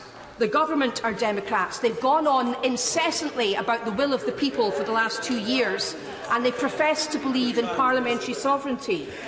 We, sitting in this House, are the representatives of the people. We voted to see his advice, not his commentary, his advice in full. So will he give an undertaking that he will produce that advice, the sort of nuggets that were leaked over the weekend, but in full, before the rise of the House today and before the debate tomorrow? Or is he prepared to run the risk of being found in contempt of Parliament merely to protect the Conservative and Unionist Party against further internal strife? I have the greatest of respect, if I may say so, to the honourable member. She's put her case rationally and reasonably. Let me deal with it, if I can, one by one. First, she asked me, is there anything to prevent it becoming, the protocol becoming permanent in the event of no agreement? As a matter of international law, no. The fact of the matter is, it would endure indefinitely, pending a future agreement being arranged. However, that does not exhaust all the matters of law. As a matter of European Union law, it would in those circumstances be highly vulnerable to legal challenge. It is widely accepted, including by the European Union Commission and Task Force 50, that Article 50 is not a sound legal foundation for permanent arrangements between future states. If negotiations irretrievably broke down, it would de facto become permanent, and it would therefore fall to be seriously challengeable in the Court of Justice of the European Union for being invalid. That legal certainty by itself is sufficient to promote the European Union to do a deal with us. Legal uncertainty of that type is profoundly detrimental to thousands, indeed millions of traders throughout the single market. That is one factor that convinces me, Mr. Speaker, that this risk is a risk worth taking. Mr. Ian Duncan-Smith. Mr. Speaker, can I start by welcoming, without reservation, my right honourable and learned friend to his position. He knows that I have long since, many years, believed this is a post that he should have filled. Can I say, in welcoming his statement, can I simply say that I reference Note 8, page 6 of his document, and there it makes a reference in Note 6 to what is defined as good faith.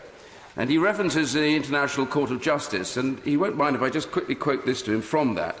He talks about how long should this be, what defines good faith. And it says, the failure of parties to reach an agreement 16 years after the conclusion of earlier negotiations does not in itself establish that either party has breached its obligations to negotiate in good faith. Now, he will know his right honourable friends on the front bench, one by one, have used good faith as their defence for being locked in to this whole problem of the backstop, and thus how we will then get out.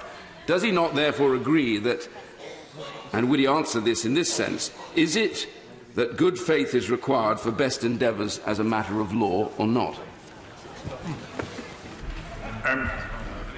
Mr. Speaker, the duty of good faith and the duty to use best endeavours is a legally enforceable duty. But there is no doubt that it is difficult to prove, as I hear from a sedentary position. That is not to say it has not been proven. And the case reports of the International Court of Justice, as well as arbitral tribunals throughout the world, have recorded decisions where tribunals have found breaches of good faith duties. There would need to be clear and convincing evidence that the breakdown of communications was due to bad faith. Fully accept that. But if the European Union refused to engage with us, or was strung out the negotiations in a thoroughly unreasonable way, or failed to observe reasonable time limits, all of those matters would be hallmark marks of a possible case of breach of good faith. It is a meaningful legal obligation. And may I remind Mr. Speaker of the House this. We are dealing here with the United Kingdom on one hand and the European Union on the other. Their reputations in international fora, their reputations as a question of international law, are at stake. If you put your name to a solemn legal obligation to negotiate something in good faith by a certain time limit, then it is a very serious obligation for you to acquit yourself of. It cannot just be played fast and loose with. Mr. Nigel Dodds. Thank you, Mr. Speaker. And can I say that I have the utmost and deep respect for the right honourable gentleman, and he knows that in terms of his approach to these issues and the discussions that we have had. But can I say that it is deeply unsatisfactory? He said this whole business was deeply unsatisfactory and unattractive, which makes me wonder why he's recommending it. And it seems to me a situation where we're now reliant on our learned friends to take cases in international courts rather than this sovereign parliament being able to decide when we can get out of these arrangements. Can the Attorney-General confirm what he said, that this is an indefinite arrangement, that it can be permanent despite what some of his cabinet colleagues are saying in law, it can be permanent? And would he confirm, and I don't have time to go into all of this because, as other honourable members have said, we need to see the actual legal advice as requested by this House, and that must happen. Can he confirm that under Article 15 of the Northern Ireland Protocol, that the Northern Ireland customs arrangements means that Northern Ireland will form part of the EU customs territory and not the United Kingdom's, although a single customs territory is established between the UK and the EU? And would he confirm that under Article 4 of the Protocol, that there is a new right under international law, one that isn't in the 1998 agreement, for the EU to oversee certain aspects of the implementation of the Belfast Agreement? I add those as detailed points which I will follow up with him further in discussions. But the overall context of this is, as he has said, a deeply unattractive, unsatisfactory presentation, and he needs to therefore, rather than recommend this agreement, recommend that it be rejected. Mr. Speaker, the right honourable gentleman throws down a gauntlet to me to re-examine my support for the agreement. And I don't mind confessing to him that I have wrestled with this question because I am a unionist. And any divergence between Northern Ireland and the rest of the United Kingdom I dislike. But I have had also to take into account that this is an arrangement which we can avoid. And secondly, that if we were in it, it would be as much an instrument of pain to the European Union as it would be to the United Kingdom. Because I tell the honourable gentleman, think of what the European Union is now accepting. It accepts Northern Ireland to have free circulation of its goods, not only into the single market, but to Great Britain. No other single market trader will have that advantage. Hundreds of single market traders throughout the European Union are going to resent the fact that if you are a Northern Ireland business situated 1 mile north of the border, your goods can flow smoothly into the single market and smoothly into Great Britain, while theirs can't. So there are real reasons, I say to the right honourable gentleman, which we can discuss at longer length, why I don't believe this will become a permanent solution. But let us suppose those negotiations broke down, or they took an unreasonable length of time. All around the European Union there will be single market traders experiencing the benefits that Northern Ireland can have, who will be induced by those benefits to consider, should we go on putting with this uncompetitive arrangement? And what are they likely to do? Why, they're likely, Mr. Speaker, to beat a path to the door of the Commission and the Court, and there to say, didn't you say that Article 50 is not a sound legal foundation for this arrangement? And I tell you frankly, Mr. Speaker, they're likely to win.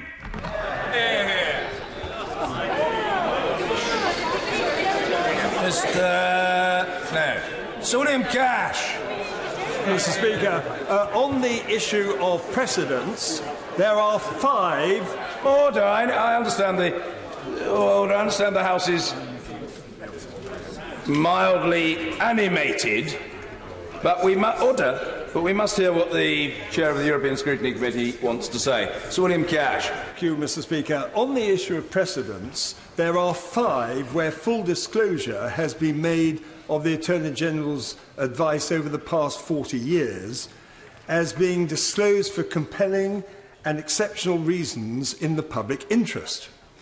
Does my right honourable friend agree that he can, and in my view should, consent on his own independent account as Attorney General under the Ministerial Code to the full publication of his legal advice, given that, as cited in the Queen's Bench Division in July 2009, the then Attorney General's legal advice on the seminal Factortame case was disclosed, which dealt with the incompatibility of the European Communities Act 1972 with an Act of Parliament, the Merchant Shipping Act 1988, which was then struck down by the courts, analogous to the legal status of the Withdrawal Treaty in relation to the European Union Withdrawal Act passed by this House in 2018 and with which that treaty is incompatible.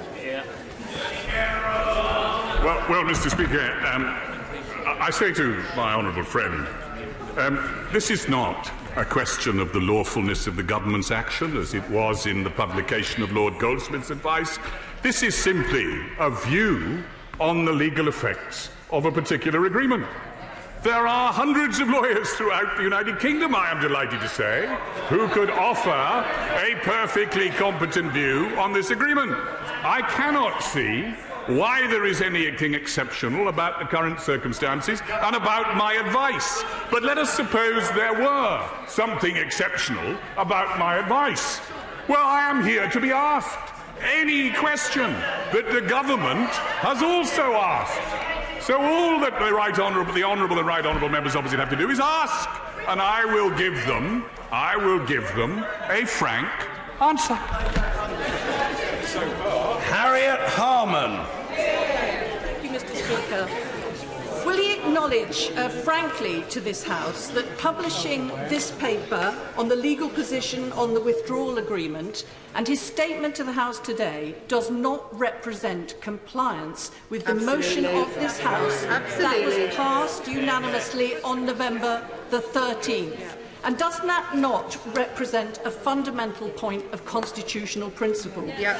It would be serious for any minister to resist a motion of the House, but that it should be the attorney going along with government defiance of the House when his very office is about our constitution, when he's the person in government whose job it is to make sure the rest of them stay within the rules. How can he do that if he himself is acquiescing in breaking them? He has in his statement rightly acknowledged that he has a duty to this House as well as to the government.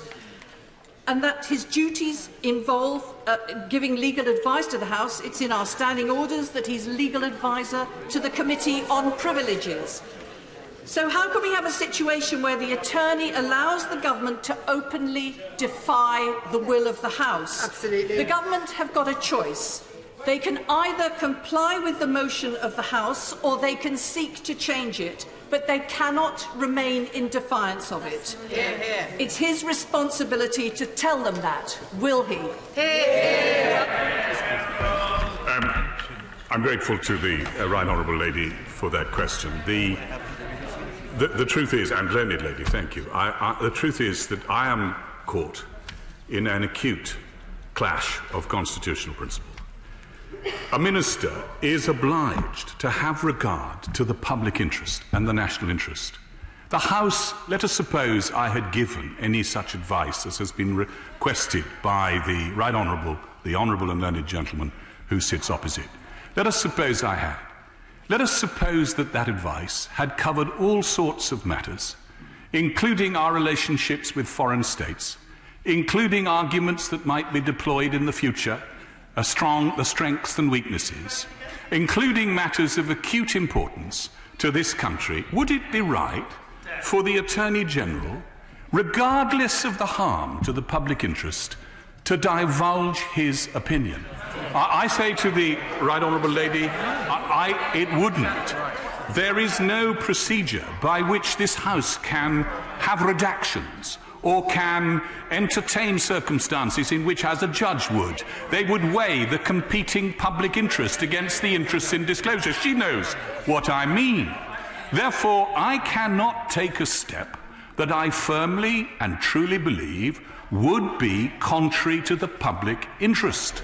And I ask the House to understand that it is only that consideration that is motivating me and this government in declining at this stage to break the convention that applies to both sides of the House when they are in government.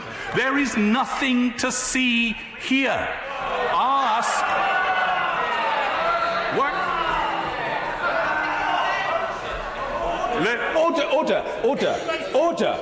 Order. Can I gently appeal to colleagues to lower the decibel level? You don't have to look into the crystal ball. Order! Mr. Russell-Well, you don't have to look into the crystal ball when you can read the book. The evidence is that... Order! The evidence is that I always call colleagues to ask questions, and the attorney has indicated his readiness, as indeed he must, to take those questions. So you'll all get a chance, but please let the answers be heard. The attorney. On all relevant points of law, I ask the right honourable lady to accept. On any relevant point of law, I will give this House a stark and uncompromising and completely frank view on that point of law. And therefore, there is no real significance, I would suggest, if I had given advice, in that advice being disclosed, since this House has the opportunity of asking me directly. Mr. Dominic Grieve. Thank you, Mr. Speaker. My right honourable and learned friend is firstly to be commended for his statement, but also for the document that has been produced, which is rather fuller, I have to say from my own experience, than any advice he might ever have been called upon to produce. Could he take this opportunity, because it might be helpful to the House, to confirm that there is nothing in this document which is incompatible with any advice which he gave to the government? Because I would have expected that he would not be in a position to endorse any such document if it were at variance in that form. And secondly, turning away from the BAT principle to the content, might he also wish to comment on the provisions specific to Northern Ireland between paragraphs 25 to 29, which appear to me to show quite clearly that under the protocol it would be possible to end up with a situation where there were in fact checks and controls between goods passing between Northern Ireland and the rest of Great Britain. I'm grateful to my right honourable and learned friend. he will understand that if I were to make the express confirmation that he did, I would be by that means disclosing what advice, if any, I had given. But I think what the House can understand, unless, of course, it's to be supposed that I would tailor my advice according to my audience, which I assure the House I would not, that there is no matter that they could ask me a question upon which I am likely to have given a different answer to any other party who might have asked me in the course of these negotiations. Therefore, all in candour, the House has to do is ask. Now, in relation to the second question that my right honourable friend has asked, it is true that there would be regulatory divergences, as there are within sovereign states throughout the world, between one part of the sovereign territory of the United Kingdom and another. But those divergences could be kept to a minimum, and they involve, on my investigation, some 15 forms of product in respect of which checks might have to be carried out at the border. Those 15 forms of product are largely phytosanitary goods, in respect of which, in any event, checks, in many cases, are already carried out at the ports of Northern Ireland. Therefore, while that border would exist, and I find it myself distasteful, nevertheless, they are mitigable, and the question again is whether that is a feature that should lead us to decline this deal, which is the best way, I firmly believe, of ensuring that we leave the European Union on March the 29th. And that is the solemn responsibility that this side of the House, and I believe some on that side of the House, believed they had. This is the deal which will ensure that happening in an orderly way with legal certainty. Mr. Hilary Benn. Thank you very much, Mr. Speaker. Can I say to the right honourable and learned gentleman that there is something to see here?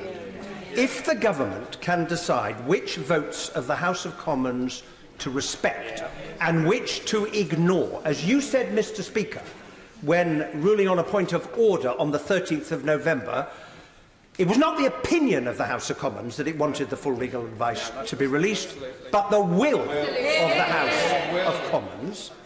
Then what does democracy mean in this place? Now, I have a question to him on which I want his legal advice. As you will be aware, the withdrawal agreement is legally binding, but the political declaration is not. Can he draw to the House's attention a single example in international law where a failure to act in good faith has successfully compelled one party in a negotiation to reach an agreement as extensive as the one the government hopes to achieve and which is set out in the political declaration covering trade in goods and services and security and foreign policy and broadcasting and data and cooperation on a wide range of matters? Because if there is, I would very much like to hear about it. Well, the right honourable gentleman points out that we are in a unique situation. There has never been a case in which a country has seceded from the European Union, and there's never been a case where 45 years of legal integration of a state the size of the United Kingdom is to be untangled, and that will take time, and it must be done in an orderly way. So I'll write to the right honourable gentleman, if I may, if there are any specific examples that those who assist me can help. But the fact of the matter is, I doubt it, in the frank answer, because we are in this extraordinary and unique situation. Now, may I address the first part of his question? I repeat, what does he expect us to do? When he was a member of the Cabinet, if he believed that to take an action would be fundamentally contrary to the public interest of this country, he would find it, I suspect, a very difficult situation to resolve. The House's resolution is entitled to the greatest of respect, and the government and I personally am inclined to do as much as we can, to go as far as we can, which is why I come to the House today. And it has barely happened in history more than a few times in the last 50 or so years to answer the House's questions. But I cannot take a step that in conscience, I believe, would be against the public interest. And not only against it, seriously, potentially harmful to a fundamental constitutional principle, as well as the temporal interests of this country in the midst of a negotiation. Mr. Dominic Raab. Can I welcome the attorney's transparency in coming to the House, both in his oral statement and the memorandum? Can he confirm that the Article 20 review mechanism necessitates that the EU agree to the UK exiting the backstop, even if the negotiations have dragged on for many years or indeed have broken down? And secondly, that whilst the Article 50 basis for the backstop is meant to be temporary, it might well take some 10 years for it to be struck down by the European Court. And if he thinks that that's too long, could he give us, could he give the House his best estimate? I think my right honourable friend's question, the first part of it, related to Article 20. Article 20 permits both sides to consider, even when no final agreement has yet been reached, whether alternative arrangements might suffice to protect the stated objectives of the Northern Ireland Protocol. And if they do, both sides could agree in order to put in place those alternative arrangements before any final agreement had been reached. It's important to remember that when one says final agreement, it is, of course, possible, indeed likely, that this may be a series of agreements reached at different times. So, first, my answer to my right honourable friend is that it creates that ability, but it is not a unilateral right of termination. It does not give us a right to walk away. It creates a procedure and obliges the European Union to consider alternative arrangements that are not part of a final deal. I think my right honourable friend then went on to ask me about Article 50 and the time it might take. I think the period of years that he gives is probably far too long, but it's impossible to say. What one can say is, long before any case was brought, the pressure that was bringing those cases to the court would be telling upon the governments of the member states and upon the European Union. The legal uncertainty would be intense, and it is a real factor that this House must weigh up in considering whether the protocol is something that it wishes to support. Yvette Cooper. I'm trying to understand the Attorney-General's arguments to earlier questions. He seemed to be saying that the Northern Ireland Protocol, including the close relationship with the single market, membership of a single customs territory, was such a good deal for UK businesses that EU member states would hate it and would be desperate to bring it to an end as soon as possible. Is that his view? Is that the government's view? And if so, is he now arguing for us to stay in a single customs territory indefinitely and to keep a close relationship with the single market? What I do say is that the customs, the arrangement under the backstop, produces the following advantages. We pay not a penny.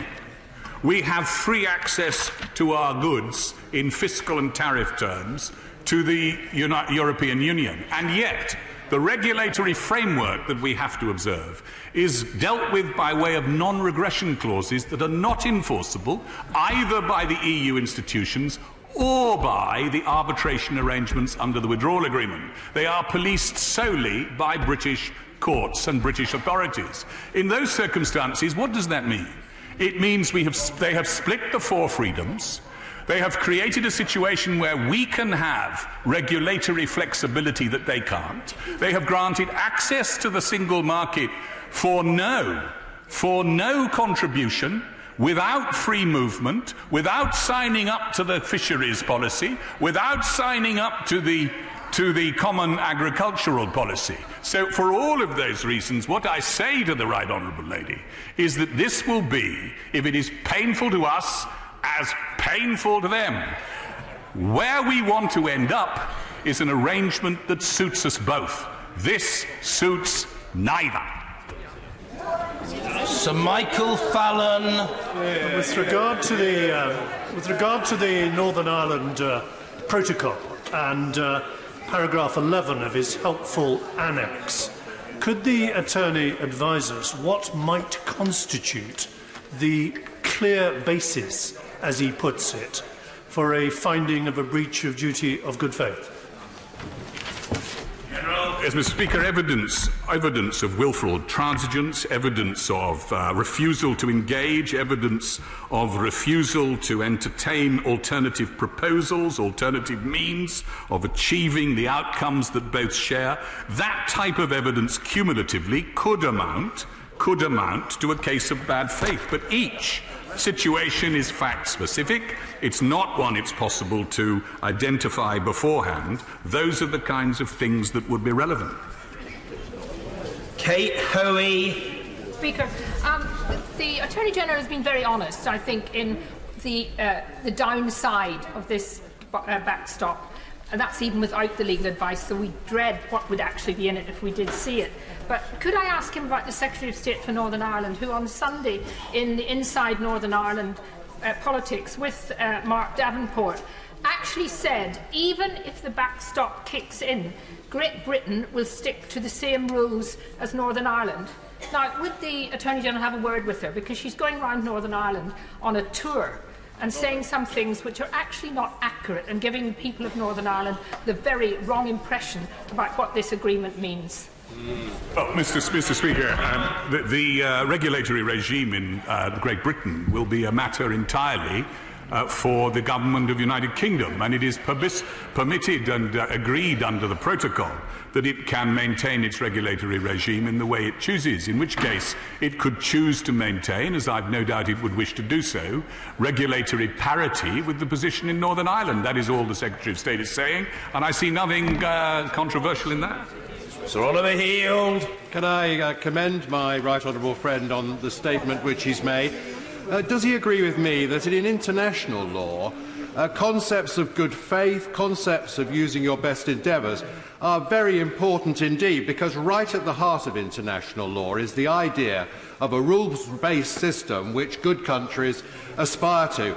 And does he agree with me that it's therefore very important both to the UK and to the EU that they should show good faith, that they should use their best endeavours, and indeed if they didn't, when it came to the point which has just been raised by my right honourable friend for Sevenoaks under paragraph 11 here in the references to the protocol, it would be an absolute disaster, but either for the UK or the EU to be found not to be in good faith. I do agree with that, Mr. Speaker. I think that the duty of good faith is a very solemn, well-understood one in international law. It would be an astonishing thing if the European Union were not to negotiate in good faith, particularly after the act of good faith that this country, in concluding this agreement, will have committed itself to. So I think it isn't something that simply could be ignored. But I fully accept, this is not a unilateral right of termination. And it would not be easy to establish against an organisation of the type of the EU, against it, bad faith.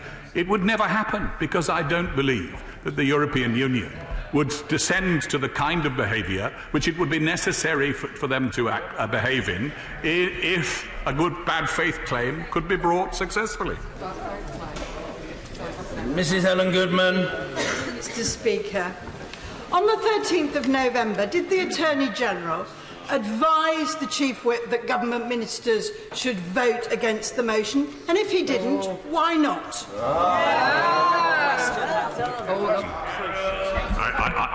I only wish that I had the influence that the Honourable Lady believes that I have. I did not advise the Chief Whip, and the Chief Whip, I don't suppose, would have taken the advice even if I'd given it.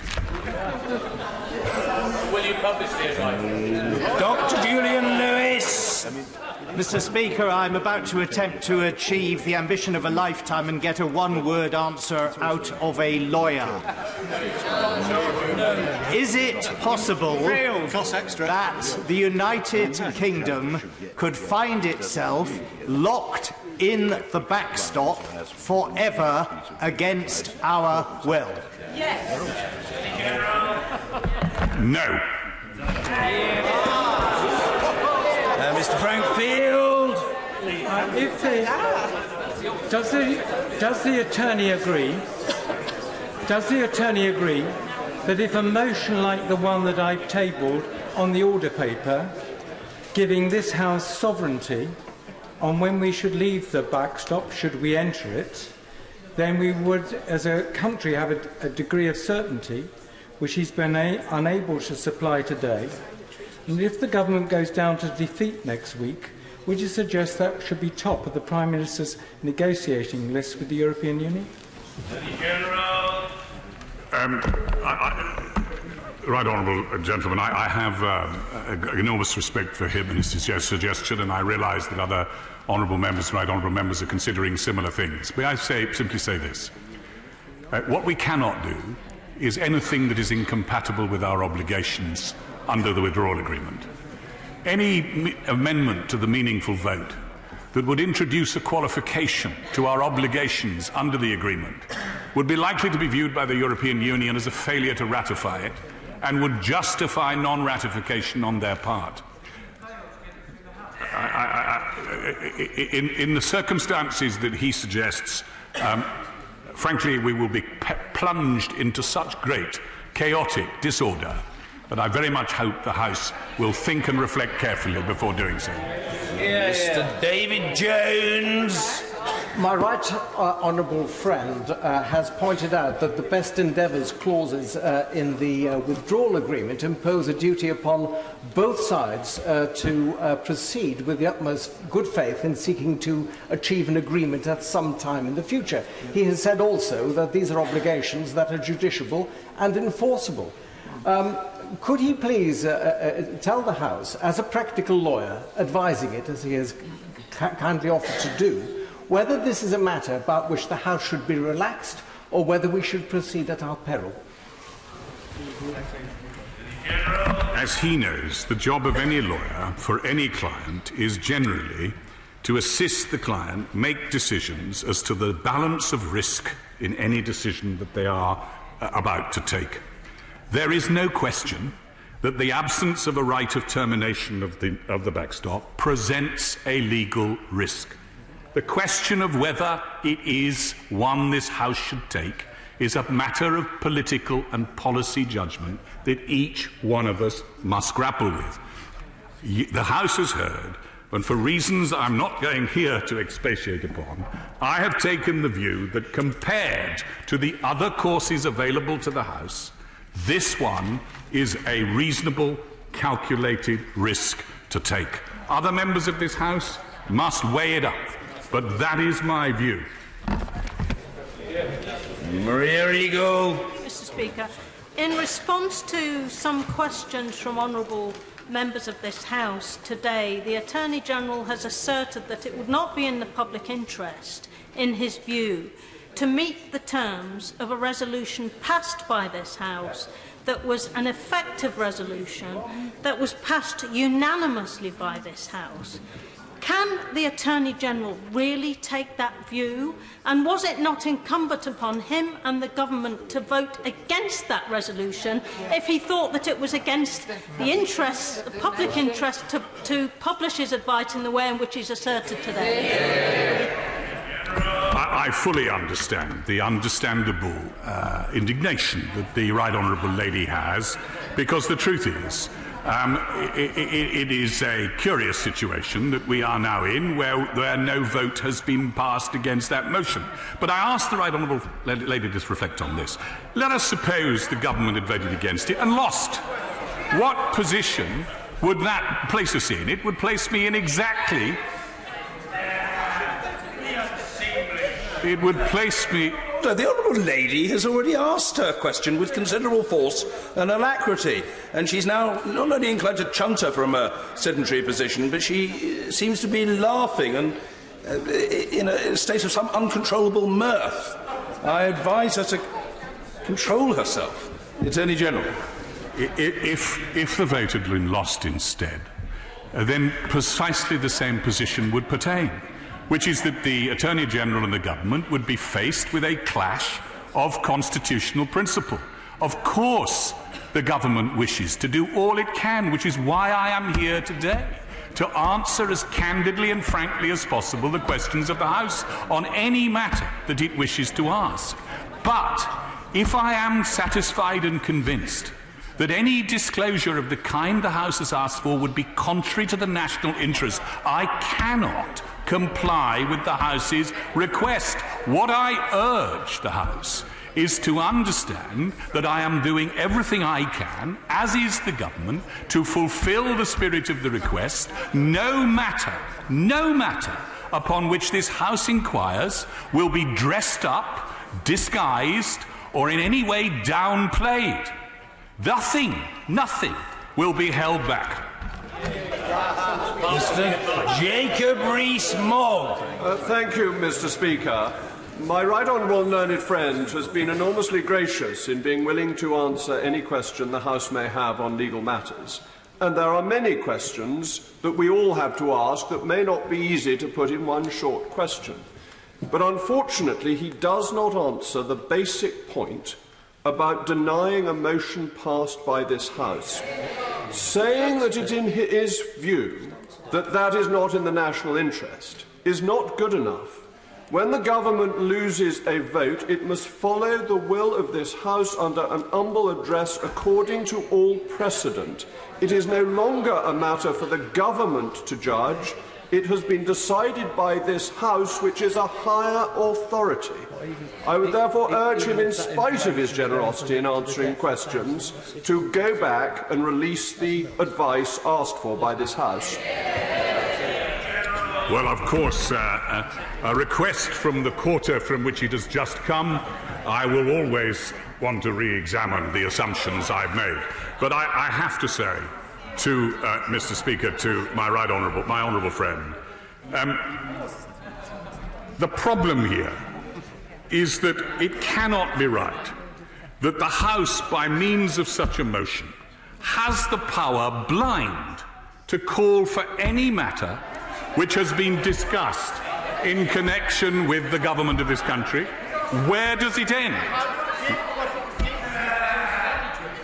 Just wait a minute. I'm trying to do my best. So where does the limits of this power end? Does it extend to cabinet minutes? Does it extend to the papers of the Secret Intelligence Service? Is the House, by means of this motion, to command any paper of any kind central to the interests of this nation, without even being able to check that by its release they are causing or might cause severe damage to the public interest? I invite the honourable member to consider the implications of the absolute rule that he is talking of. It cannot be right. And if one looks at previous versions, if one looks at previous Erskine Mays, one sees that the motion to return is confined to documents of public and official character. And if there are good reasons of public policy why those papers should not be disclosed, then the House will either withdraw or rescind its motion. Now, in this case, I am convinced that in order to disclose any advice that might have been given would be fundamentally contrary to the interests of this country. It's no use the baying and shouting of members opposite. What I am trying to do is guard the public interest. That's all. And it's time, and it is time they grew up and got real.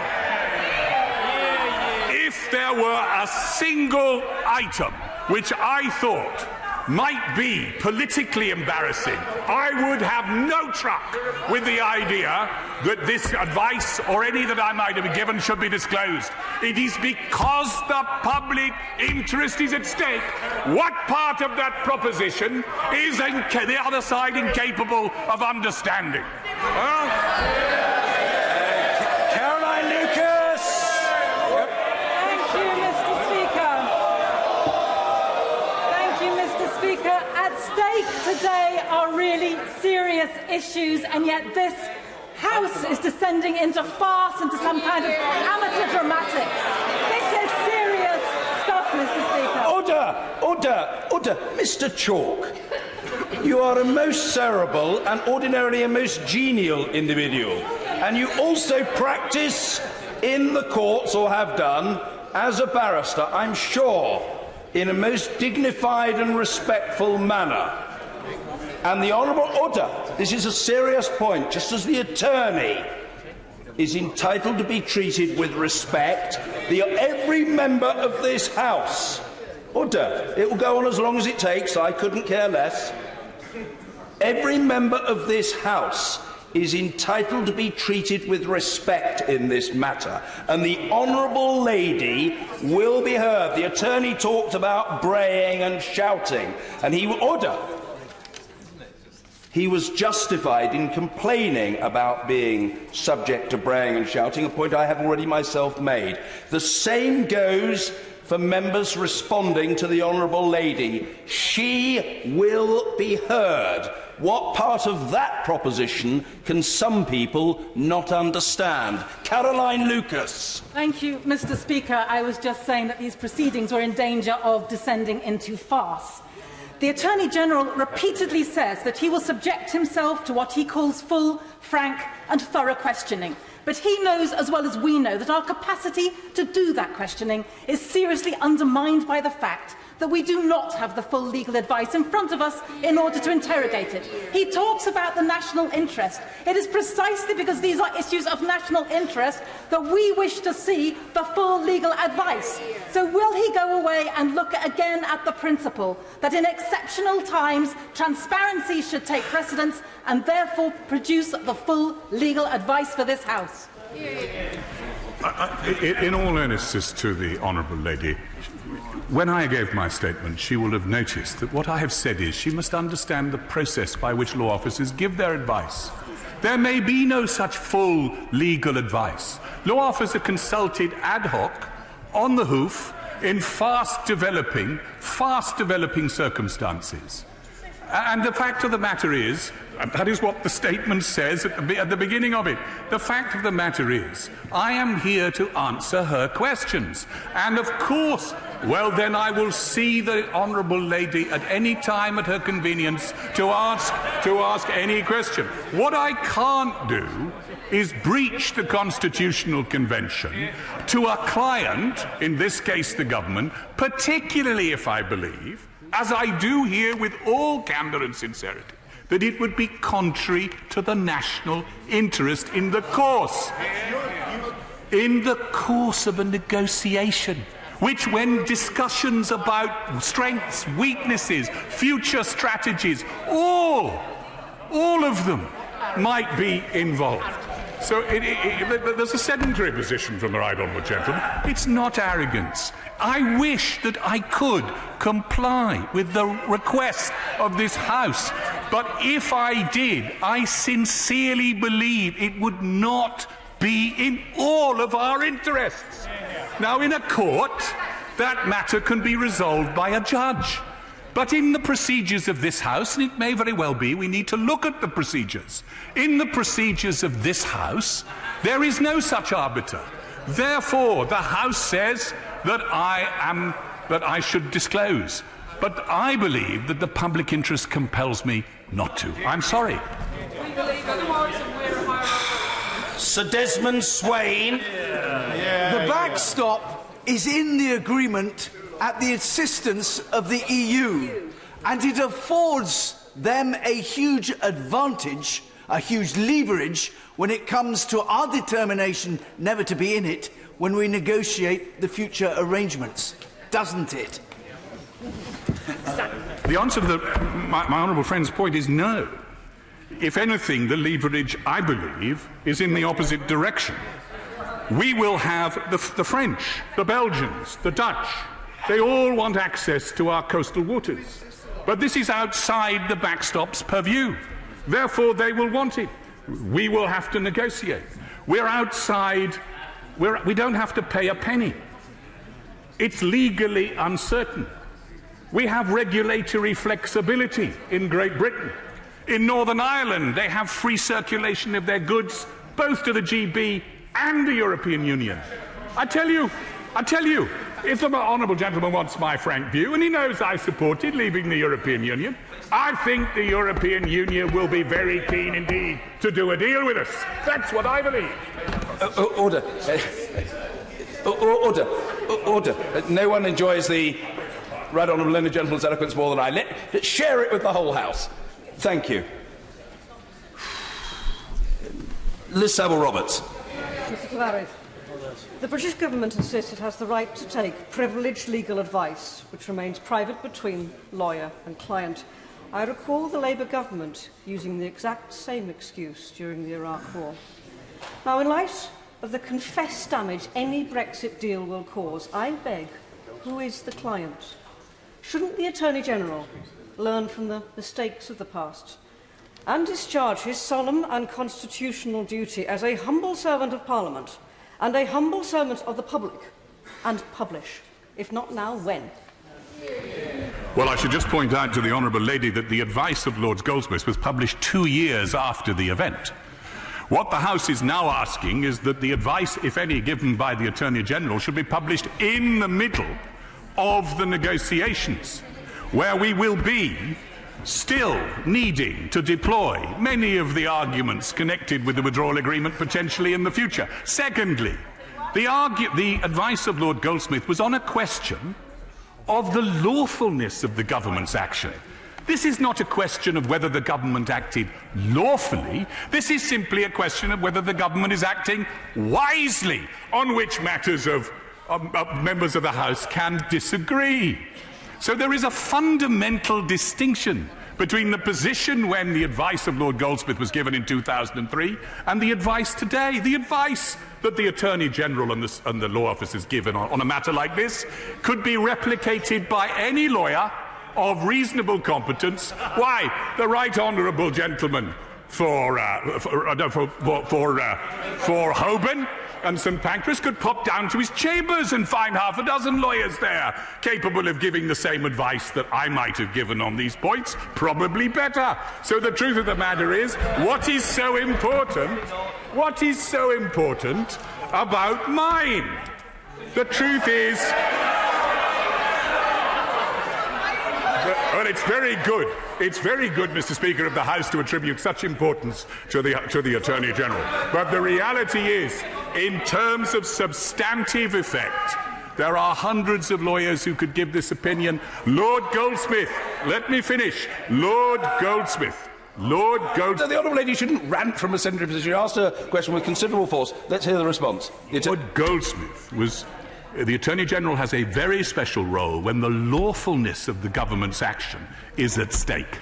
There, it's true, he occupies a central role, because if he says it's not lawful, then the government cannot act contrary to his advice. But in a case like this, the essential question before all of us, I say to this House, is a political question, not a legal question. And Dame Cheryl Gillen. Mr. Speaker, on whichever side of this House you sit, those of us that have been in government know that it is very important that there is a safe space in which law officers and civil servants can give advice to ministers. And I fear today we are trying to breach that convention, which could be very dangerous for our system. It is extraordinary to me that people would prefer to have a piece of paper produced to them, which they have clearly been told may contain information which damages the national interest, rather than have the Attorney-General in front of us, and in my opinion, who is giving us further and better particulars and answering all questions in a full, frank and fair way. The Right Honourable Lady's finished, no? Well, Mr. Speaker, I was just going to say, could the Attorney-General confirm that there is nothing in that written advice that he hasn't covered today that, if it was revealed, would be damaging to the national interest? On all points of law that this House has asked me, or any point that arising from this withdrawal agreement, I will give the same view to any person who asks me. I just advise the House that 21 backbenchers have questioned the Attorney-General in 50 minutes. Believe me, I know these things as I sit in this chair for many hours, and it's my privilege to do so. That is a much, much slower rate of progress than is customary. So I appeal to colleagues to ask short questions, and the attorney, to whose mellifluous tones I never tire of hearing, to be appropriately pithy in reply. Tom Brake. Precedent set by Lord Goldsmith, whose legal statement was clearly spun and cherry-picked. Without seeing the full legal Brexit advice, why should any MP here today believe this statement isn't similarly massaged and designed to bolster the government's position and deny MPs on all sides of the House full access to the legal advice this House has demanded? And I'm afraid to say the Attorney-General has rather contemptuously and rather theatrically, as if he were performing Rumpole of the Old Bailey, dismissed and refused to provide us.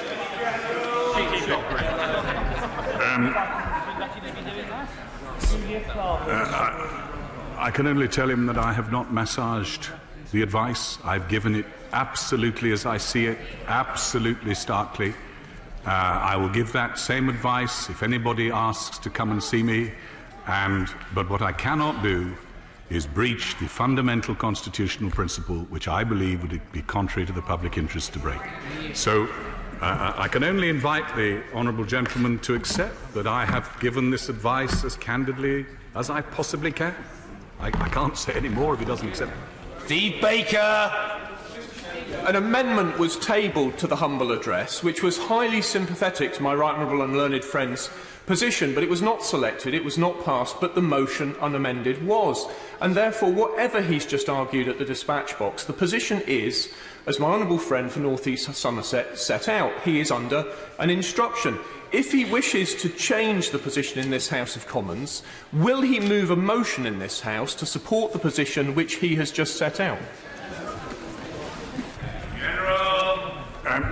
I will certainly give that point consideration that my honourable friend has given, because that may be one way forward. And at the conclusion of the proceedings today, I shall consider what the position will be, and I shall be writing to Mr. Speaker with those conclusions and proposals.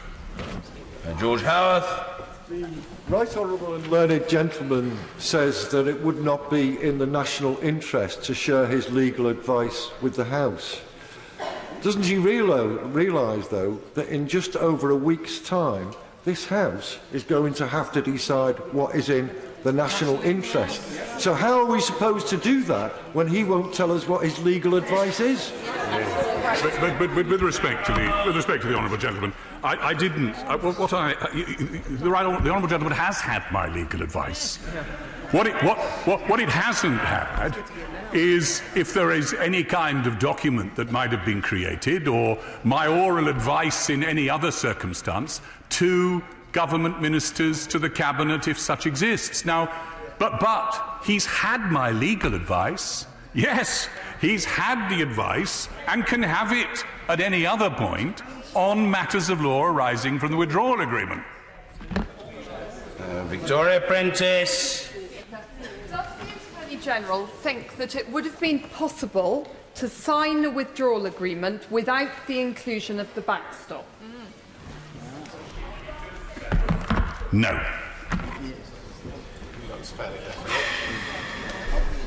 Mr. David Hanson. Mr. Speaker, I'm not a lawyer, so I'd welcome the Attorney-General's advice.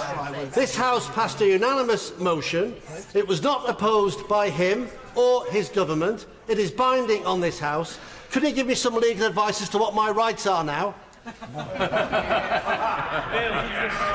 I think the honourable member has plenty of opportunities to consult others than me. But ultimately, what the House will have to decide is whether or not an Attorney-General or a government that is seeking to protect the public interest is in contempt of its motion, when what it has done is sought to comply with the spirit of it to the maximum possible degree, where it has put its legal adviser at the disposal of the House, instructed him to give full, frank, complete answers to any question asked on the matters of law that any legal advice would have been likely to have covered. Mr. Stephen Crabb.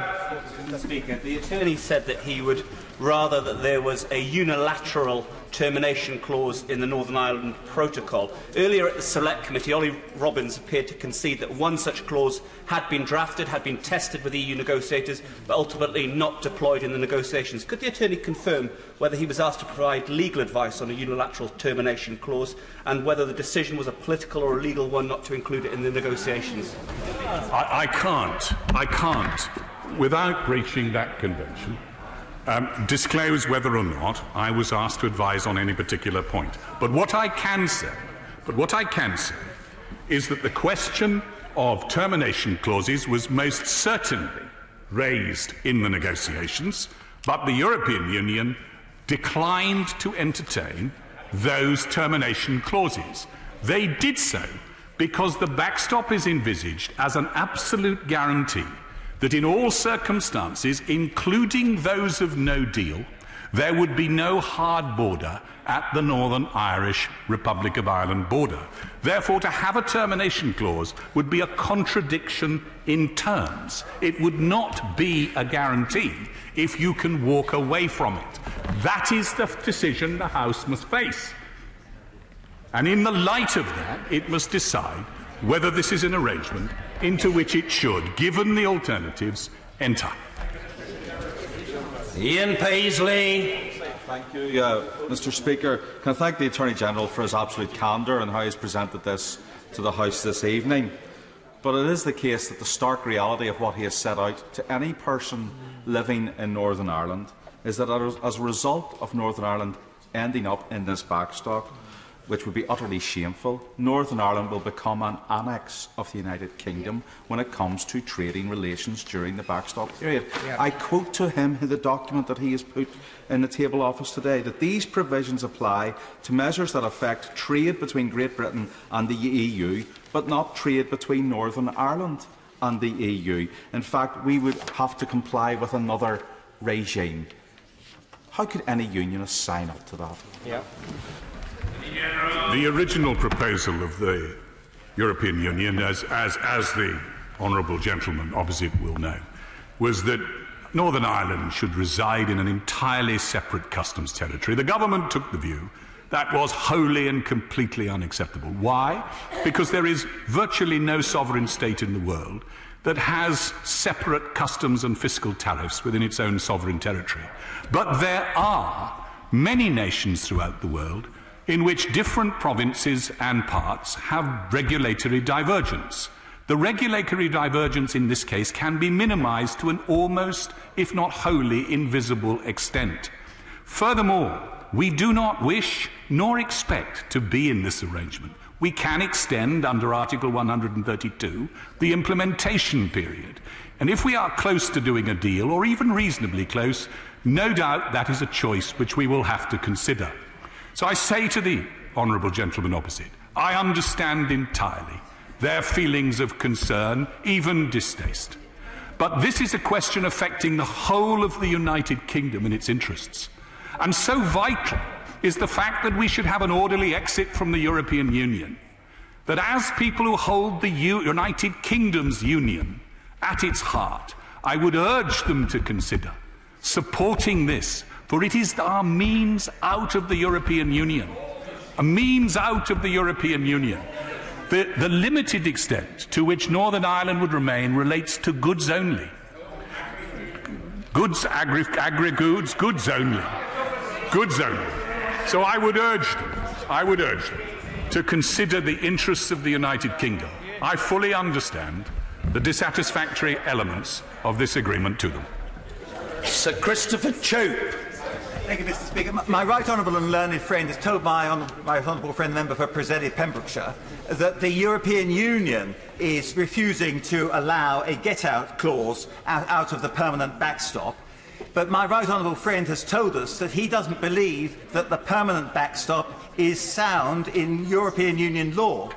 Can this matter be resolved by a reference to the European Court of Justice in the same way as the European Court of Justice gave its opinion in relation to the relevance of the Lisbon Treaty requirement that the EU should sign up to the European Convention on Human Rights? it gave its opinion on that and said that he didn't think it was compatible with the EU treaties, despite the fact it had been signed up in that particular treaty. Can something similar be done here to remove the uncertainty? There is nothing to prevent a case being brought to the Court of Justice of the European Union on whether any agreement that is signed by the European Union is compatible with the treaties. But I would point out that, as I said earlier, the time at which this becomes legally vulnerable, or most legally vulnerable, is the time at which it becomes de facto not simply temporary, but permanent. And it is at that point where it may be that the problem crystallises in connection with Article 50 and its use to conclude this agreement. The legal uncertainty of knowing whether or not it would survive such a challenge is one of the factors, I believe, that will impel the European Union to conclude an arrangement with us in expeditious time. Mr. Speaker, it appears to me that the Attorney-General is treating this House and everyone we represent with a great deal of indifference at best and contempt at worst. So I have to ask the Attorney-General, at what point did he advise the Chief Whip that he would not comply with the terms of the humble address? Was it before, during or after the point that this House expressed its will in support of that humble address, requiring him to publish full advice?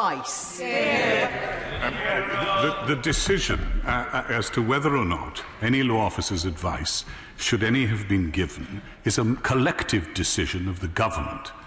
The attorney must consent, but first it is a collective decision of the government. And I hope that answers the question. If she asked me about the Chief Whip, I had no discussions with the Chief Whip on this subject. None were sought. Vicky Ford. Thank you very much, Mr. Speaker. As someone who was born in Northern Ireland, I hold the Belfast Agreement as very precious because it safeguards my birthright to be accepted as British or Irish or both. And on November the 13th, I listened very closely when the opposition spokesman changed his own interpretation of that motion no less than 4 times. So can I thank the Attorney-General for making it so clear that in his view the backstop is not a risk? And can I ask him, on a totally separate issue, if we were in the backstop, would we have control of our fishing waters? I'm grateful to the Honourable Lady. Can I say candidly, I did not say it was not a risk. It is a risk. It is a risk. But it is a risk that I believe weighed against the other risks of utter chaos or losing our departure from the European Union on March the 29th, or the consequences of so grave a breach of faith with the people of this country as to ignore the outcome of that referendum. I believe it's a risk that we have to take. Secondly, she asked me about fishing, and of course she is right. In the backstop, there would be no access to our waters other than that we didn't agree to. Catherine West. The Attorney-General has made many references to his passion for unionism. What is the legal assessment that he's made for different parts of the UK if the Northern Ireland Protocol comes into being? For example, devolved administrations or other regions of England? The whole principle of devolution, of course, is that there will be divergences between parts of the United Kingdom which are governed by devolved assemblies. Unfortunately, in the Northern Ireland case, those devolved assemblies are not at present functioning. So it's reasonable, and were those institutions functioning, it may very well be that they would have been given a central role in these matters. Because, of course, Northern Ireland shares a land border with the European Union, and therefore calls for specific measures, which do not apply in the same considerations that apply to other parts of the European Union. Mr. Philip Davis. Mr. Speaker, the Prime Minister has said on many occasions that if we were to leave without a deal, we wouldn't pay any money over to the European Union. The Chancellor has said on many occasions that we are legally obliged to pay the money over to the European Union. So can the Attorney-General tell us what legally we are obliged to pay over to the European Union to leave, and which treaties he's referring to when he gives us that advice. General. The position on money is really this. The view of the government, and my view, is that we would have obligations to pay a certain amount of money were we to leave the European Union without a deal. The European Union, the House of Lords European Union Committee concluded that there would be no obligation under EU law. That is a stronger argument, not necessarily uncontestable argument, as to our obligations under EU law. But it also concluded that we might have obligations under public international law, and with that I agree. There is an argument that under public international law we would not have an obligation, but I think it is an argument unlikely to be accepted by any international tribunal. And therefore my view is that we would owe a presently unquantifiable sum were we to leave the European Union without a deal. It is impossible at this stage to say how much. It is true that the European Union is not a member state and is not a state, and therefore is unable to take the case to the International Court of Justice. And therefore it might be difficult to enforce the public international law obligation that existed. However, I ask the House to reflect that if this country, acknowledging that such obligations probably or do exist, did not pay them, it would be likely to cause the deepest resentment, just as any of us who are unpaid a debt. If we leave a club, we pay the bar bill. If we didn't pay the bill, we're not likely to get a lot of consideration from the other side. And Diana Johnson. Mr. Speaker, I wondered if the Attorney-General could help me. He said that in exceptional circumstances, legal advice can be disclosed. And he's also talked this afternoon about the unique circumstances we're in and the extraordinary circumstances we're in. So what's the difference? Why are we not in exceptional circumstances? The Attorney-General, by definition, is only called upon to advise on matters that are exceptional or in exceptional circumstances. The question here is, what requires the advice of the attorney to be disclosed? In Lord Goldsmith's case, the issue was the action of the government lawful? And the action of the government could not be taken if the attorney had not signed off on it, because it would be contrary to the ministerial code. So the circumstance here is that the House has available to it a wide range of highly competent legal advice, just as good in many as mine, just as good as those who advise me. And so there is nothing essential, I would suggest to the House, about the advice of the attorney being disclosed in this case. But there is something that could lead to a severe damage to the public interest. Now, one honourable lady opposite said to me that I was being arrogant. I am not. I am trying genuinely to protect the public interest. The last thing I want to do is to be at odds with this House. I've been a member for 13 years. I would very much like to ensure that the House is satisfied, which is why I am here today answering these questions. O'Neill.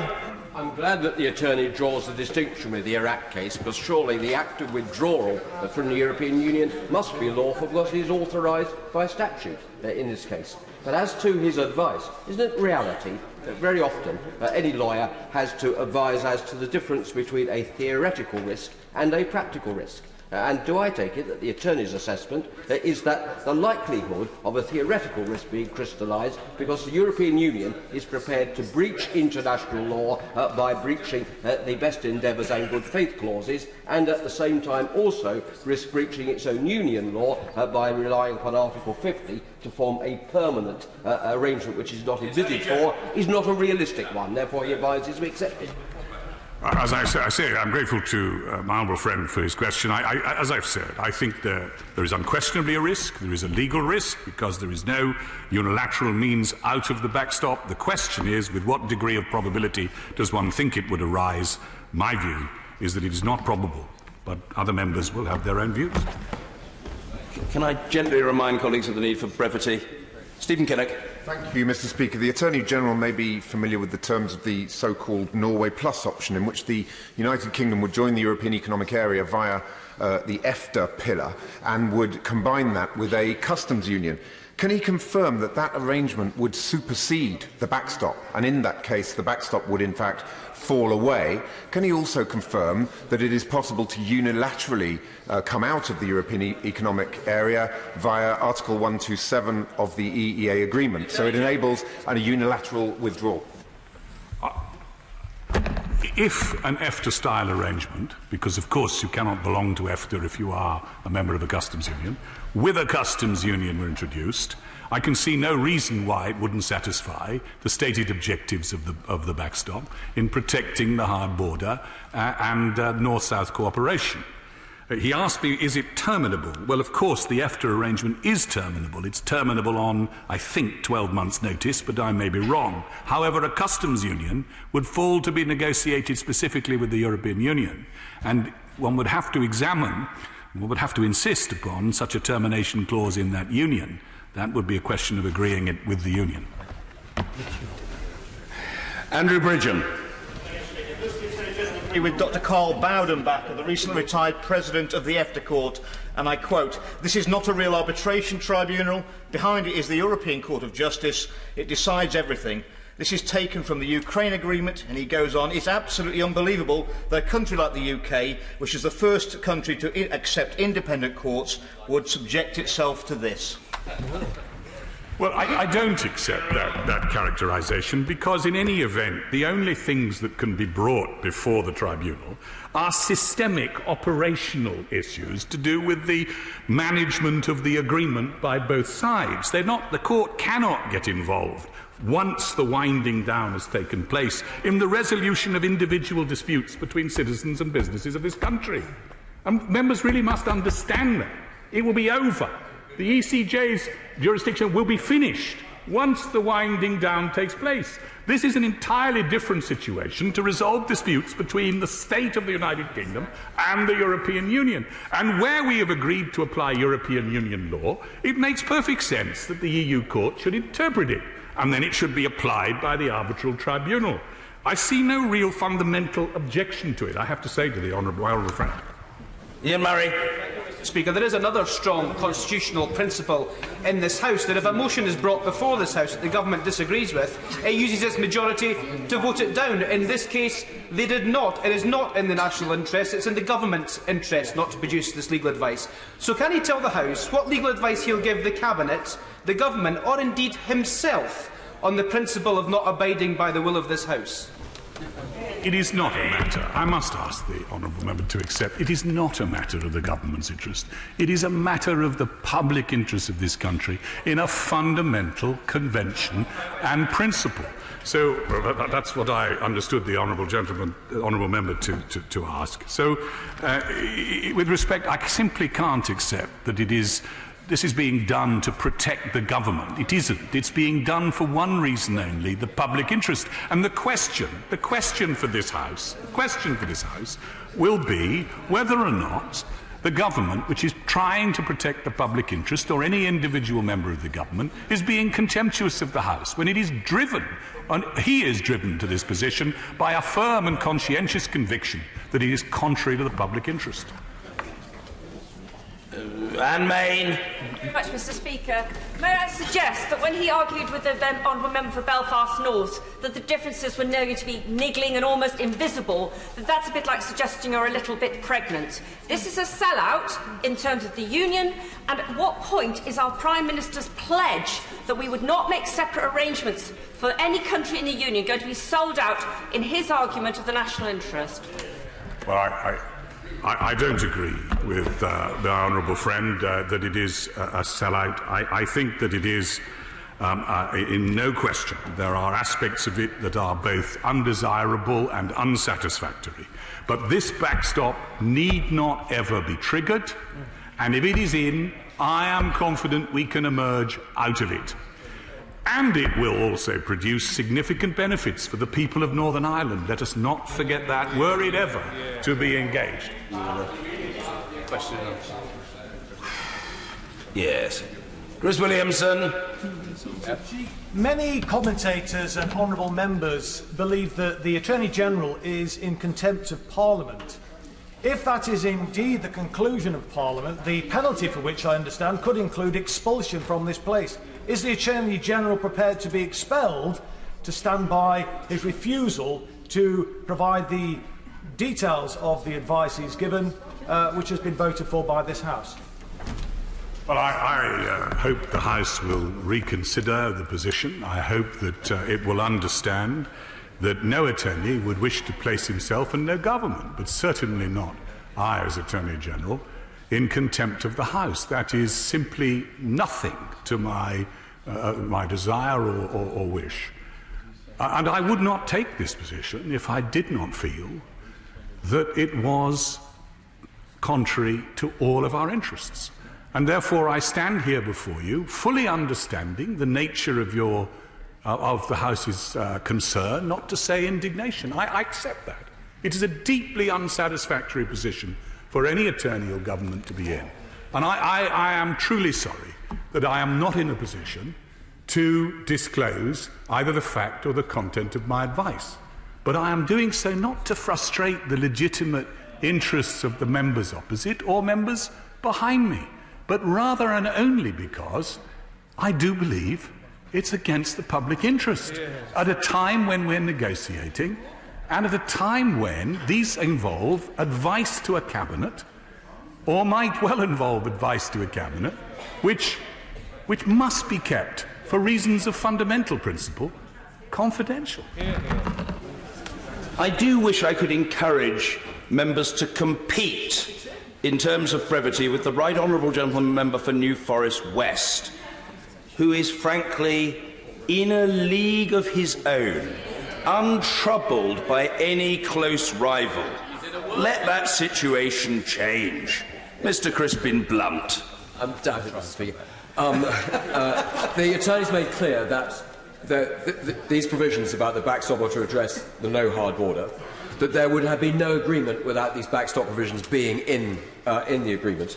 So when we're making our political judgment about the potential permanence or the reasons behind this backstop, what credence should we give to the fact that it is the WTO terms that would suggest that there would be a hard border, except under Article 9.3 of the WTO there is the potential for a waiver, and Article 21 there is a potential for a national security waiver.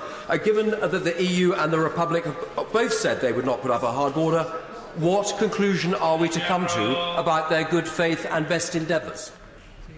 My honourable friend must understand that we can't look at this simply as a question of the traffic of goods between the Republic and Northern Ireland.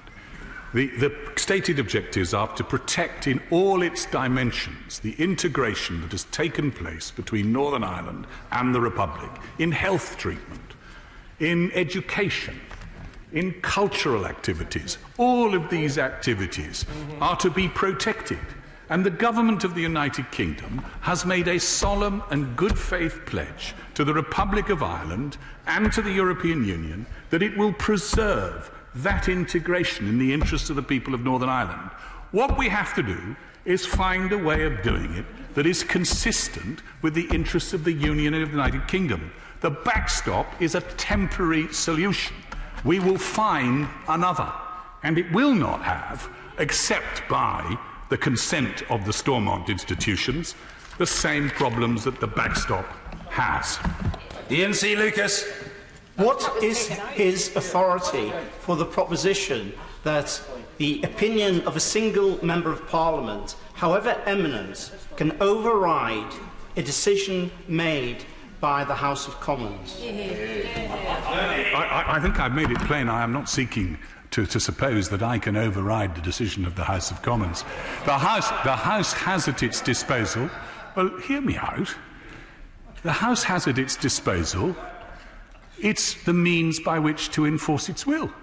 It can bring a motion of contempt and seek to have that motion passed and seek to impose, through the committee or whichever way it is appropriately done, to impose a sanction. I fully accept that. I don't set myself up contrary to the House. I simply say that I cannot compromise the public interest. And if I had my personal desire... No, the honourable gentleman is shaking his head. Why would he believe it? Does he think I want to be in this position? Does he really think that if there weren't some fundamental bar of principle for me disclosing anything that I might have given to the government, I wouldn't immediately volunteer it to him and all of the honourable members opposite? I'm only doing it to protect us. Yes, Daniel Kaczynski. Thank you very much, Mr. Speaker. I must press the Attorney-General on the answer that he gave to my honourable friend from Shipley on his legal advice as to how much we actually do owe the European Union. How can he expect us to vote for this deal if he cannot give us his legal opinion as to what it is specifically that we still owe them? And is some of this money going on goodwill for a possibility of a maybe trade agreement? There is a formula in the agreement for the calculation of our obligations, but it depends upon others' contributions. It depends on what particular programmes, whether they spend particular sums of money. So there are a series of variable factors, which is why you can't give a firm and clear and precise figure. Now, if my honourable friend is mentioning what might be due after a no deal, well, that would depend upon a series of arguments which would be untested except in a court. Chris Bryant. Oddly, I had more sympathy for the Attorney-General before today than I do now, because he's pushed this House to a situation where he knows perfectly well that the government chose not to oppose the motion. The government accepted the motion. It is the will of the House. And he's pushing us now, in effect, to say, yes, he is in contempt of Parliament, because at some point, even a government has to bow the knee to Parliament, surely. Suppose, I ask the honourable member just to think, suppose there was advice, and suppose the advice contained, I'm not saying this is a hypothetical situation, but the same principle applies.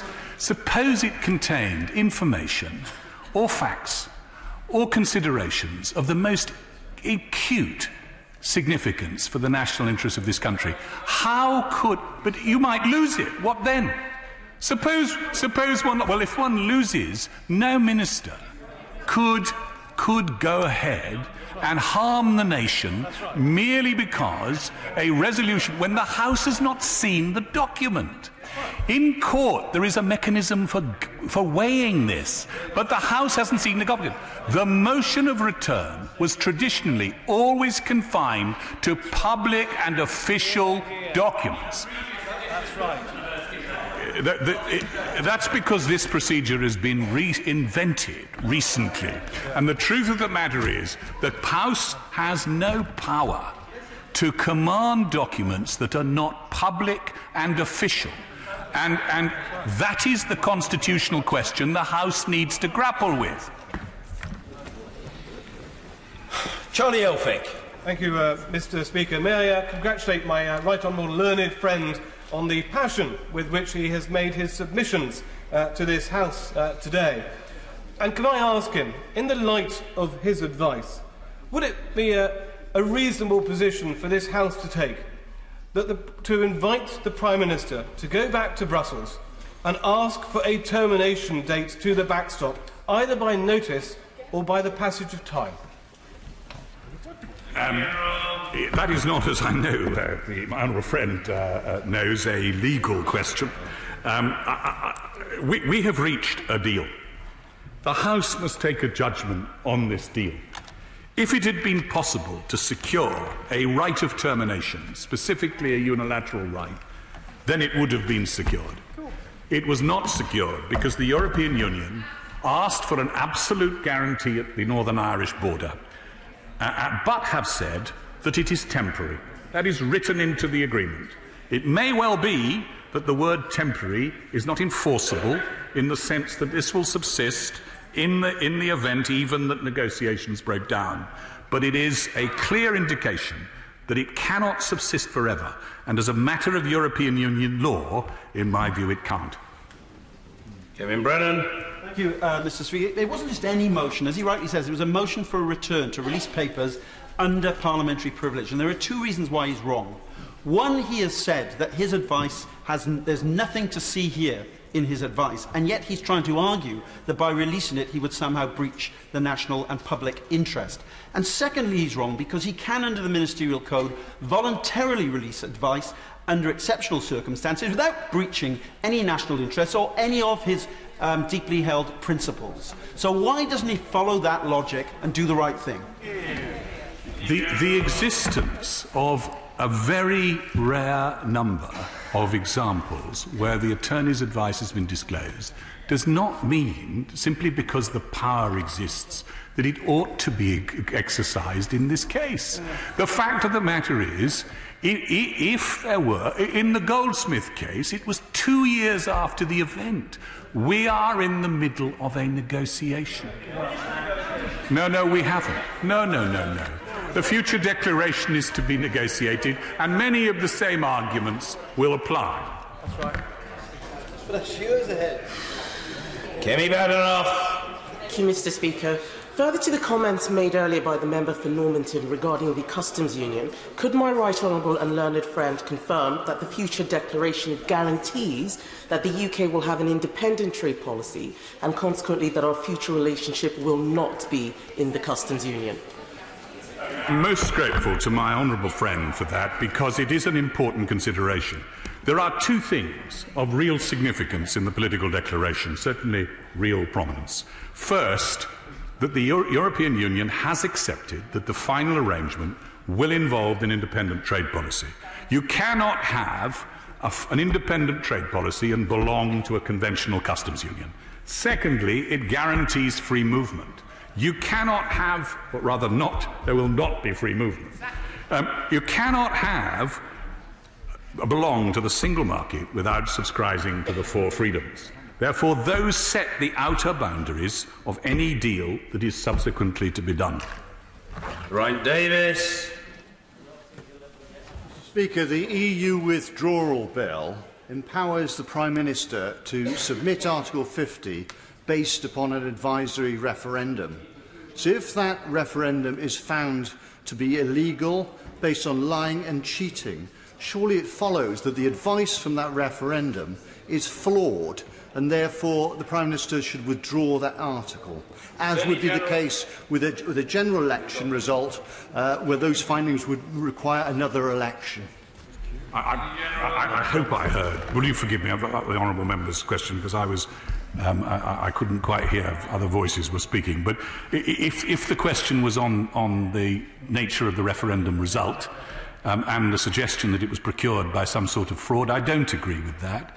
I don't agree with that, and there is, I understand, in any event, a case, I believe, that is pending in court, so it would be wrong of me to make any very substantial further comment on it. But the policy of the government is that this referendum result must be honoured, and that's what will happen. Thank you, Mr. Speaker. Under the current terms of our EU membership, we do have the right unilaterally to leave under Article 50, and we also have the right to leave the unrelated European Convention on Human Rights. What explanation and assurance can the Attorney give the House as to why, under the proposed arrangements, we don't have those two rights? Backstop, no deal. Well, as I've explained already, if we're to have a backstop, a unilateral right of termination would be inconsistent with it. It's a guarantee that in the circumstance where a deal is not, or during the negotiations for a deal, there will be no hard border and there will be the protection of North-South cooperation. So that backstop has to exist, or there will be no deal. As to the ECHR, that is already protected by the Belfast Agreement.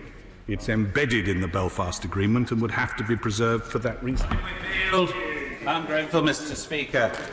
In the notes in paragraph 42, the Honourable and Learned Gentleman confirms that during an extended implementation period, the UK would not be part of the Common Agricultural Policy. This will, of course, have an effect on Scotland. Can he confirm what legal advice was given with regard to the devolved government coming out of the CAP in an extended period? The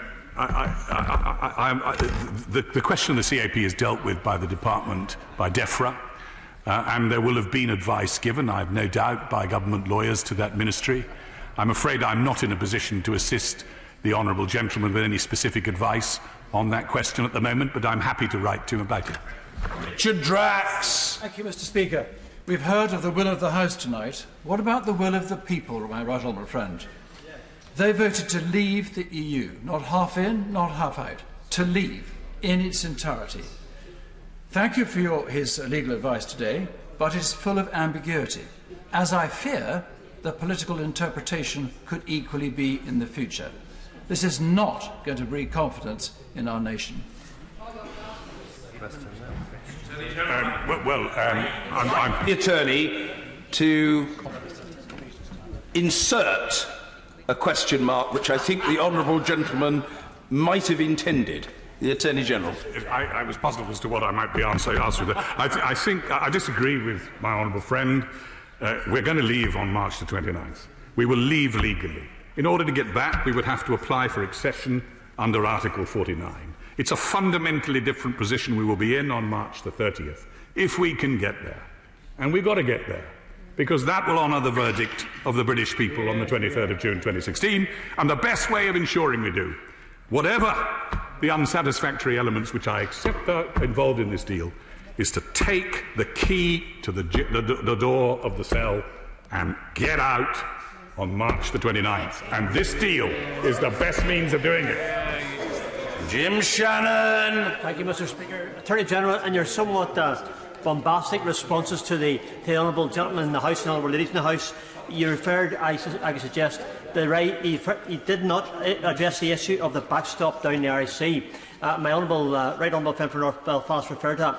So can you, Attorney General, outline the legal implications of Northern Ireland entering into a customs union with no voice or vote for an indefinite period of time, creating to all intents and purposes a United Ireland without the mechanism of a border poll, a vote as called for within the Belfast Agreement?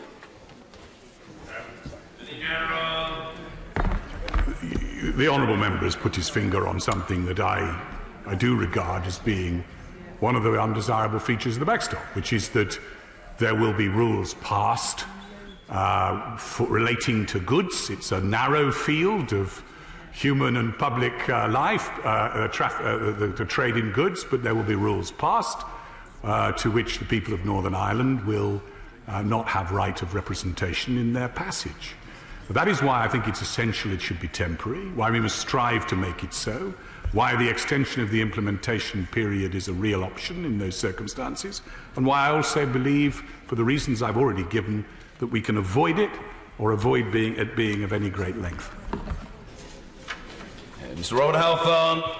Thank you, Mr. Speaker. Will my honourable friend publish, I understand not the whole legal advice, but the legal advice around why we have to give £39 billion to the European Union? And he mentioned that there could possibly be an extension to the transition. Will he set out our legal financial obligations if we do extend the transition period? Well, there would be financial obligations for extending the implementation of the transition period. Those would have to be negotiated at the time. The Joint Committee would consult over them, and it would reflect a reasonable proportional contribution for the period that we were signing up to it. In relation to any advice connected with the £39 billion, again, he will understand I'm not at liberty to disclose advice the government may have received on that matter. But I can say that there has been very widespread commentary on it and discussion, and I commend to him, for example, the European Union, House of Lords European Union Committee. Alex Norris. Mr. Speaker, in attempting to prop up this failing deal, the Prime Minister has reached out to opposition benches and asked for our support. Mr. Speaker, does the Attorney not think it's a bit rich to ask for our support, given that we won't even get the courtesy of having the will of this House complied with? I've said why. I truly wish that I were not in this position and the government was not in this position. I do believe it. I don't know what the honourable lady is saying. If I didn't believe it, I wouldn't be here now, saying what I'm saying. It's contrary to the public interest. I'd be damaging the public interest if I took this decision. I'm here to answer the questions of members opposite and on my side as frankly and candidly as I can, and nothing that I advise today will be different from any other advice that I may or may not have given. Maggie through. Speaker, as someone without any legal background at all, could my right honourable and learned friend reassure me that I have interpreted the lawyer-client relationship correctly and that it allows for the lawyer to provide impartial and proper legal advice, unencumbered by political consideration, and that this convention holds true on the issue that we're talking about today? Yes, my honourable friend is absolutely right, and no lawyer would be worth his salt if he allowed his personal views, or any use to his client, or his political ones, to affect his judgment on matters of law. Paul Sweeney. Mr. Speaker, the Attorney-General has been vehement in his assertion that the release of this information would be detrimental to the public interest. So it's not a matter of regret for the Attorney-General that his government have not had the basic virtue of consistency in approaching this humble address. And now that contempt proceedings have been initiated with a letter submitted to against the government, what is his legal advice to the government going to be? I'm afraid I can't disclose the latter without committing the very sin that I'm trying to prevent. Does he ask me, do I regret it? Let me be frank. Yes, I do. We should have opposed it. Of course we should. We should have voted against it. All I can say is that if we'd lost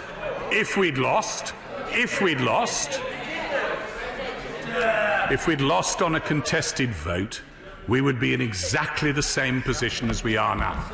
Alex Chalk.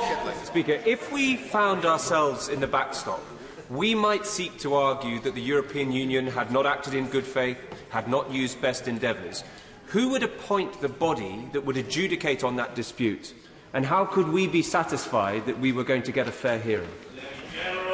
The governance provisions set out between Article 167 and 181 provide for 25 independent arbitrators who are not members of any member state of the European Union or belong to the United Kingdom to be appointed by both sides as a panel from which an arbitral tribunal can be selected.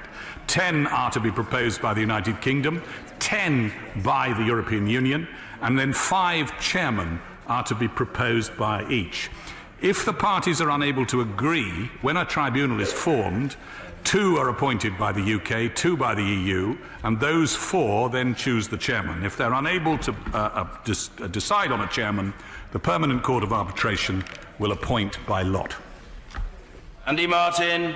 Thank you, Mr. Speaker. Can the Attorney-General tell this House whether he conveyed to the Government Chief Whip, directly or indirectly, his determination not to comply with the humble address before the decision was taken not to vote on it? Yes.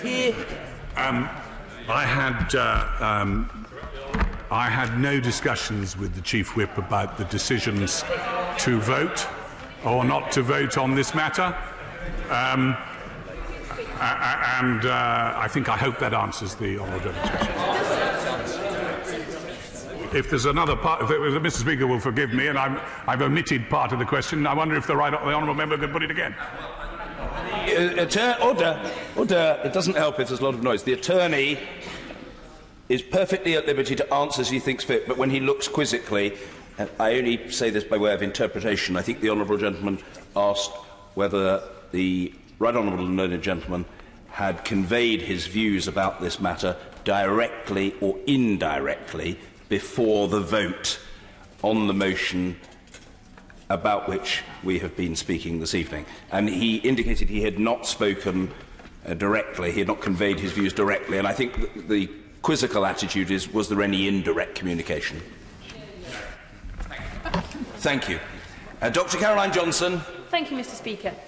My current understanding is if there is no deal, we would leave with no backstop on the 29th of March. If the EU and the Republic of Ireland in particular have been content to effectively have a leave without backstop with 2 years' notice period situation until now, what does the Attorney-General think has changed that makes it unacceptable to them now? What does he consider their motivation for that to be?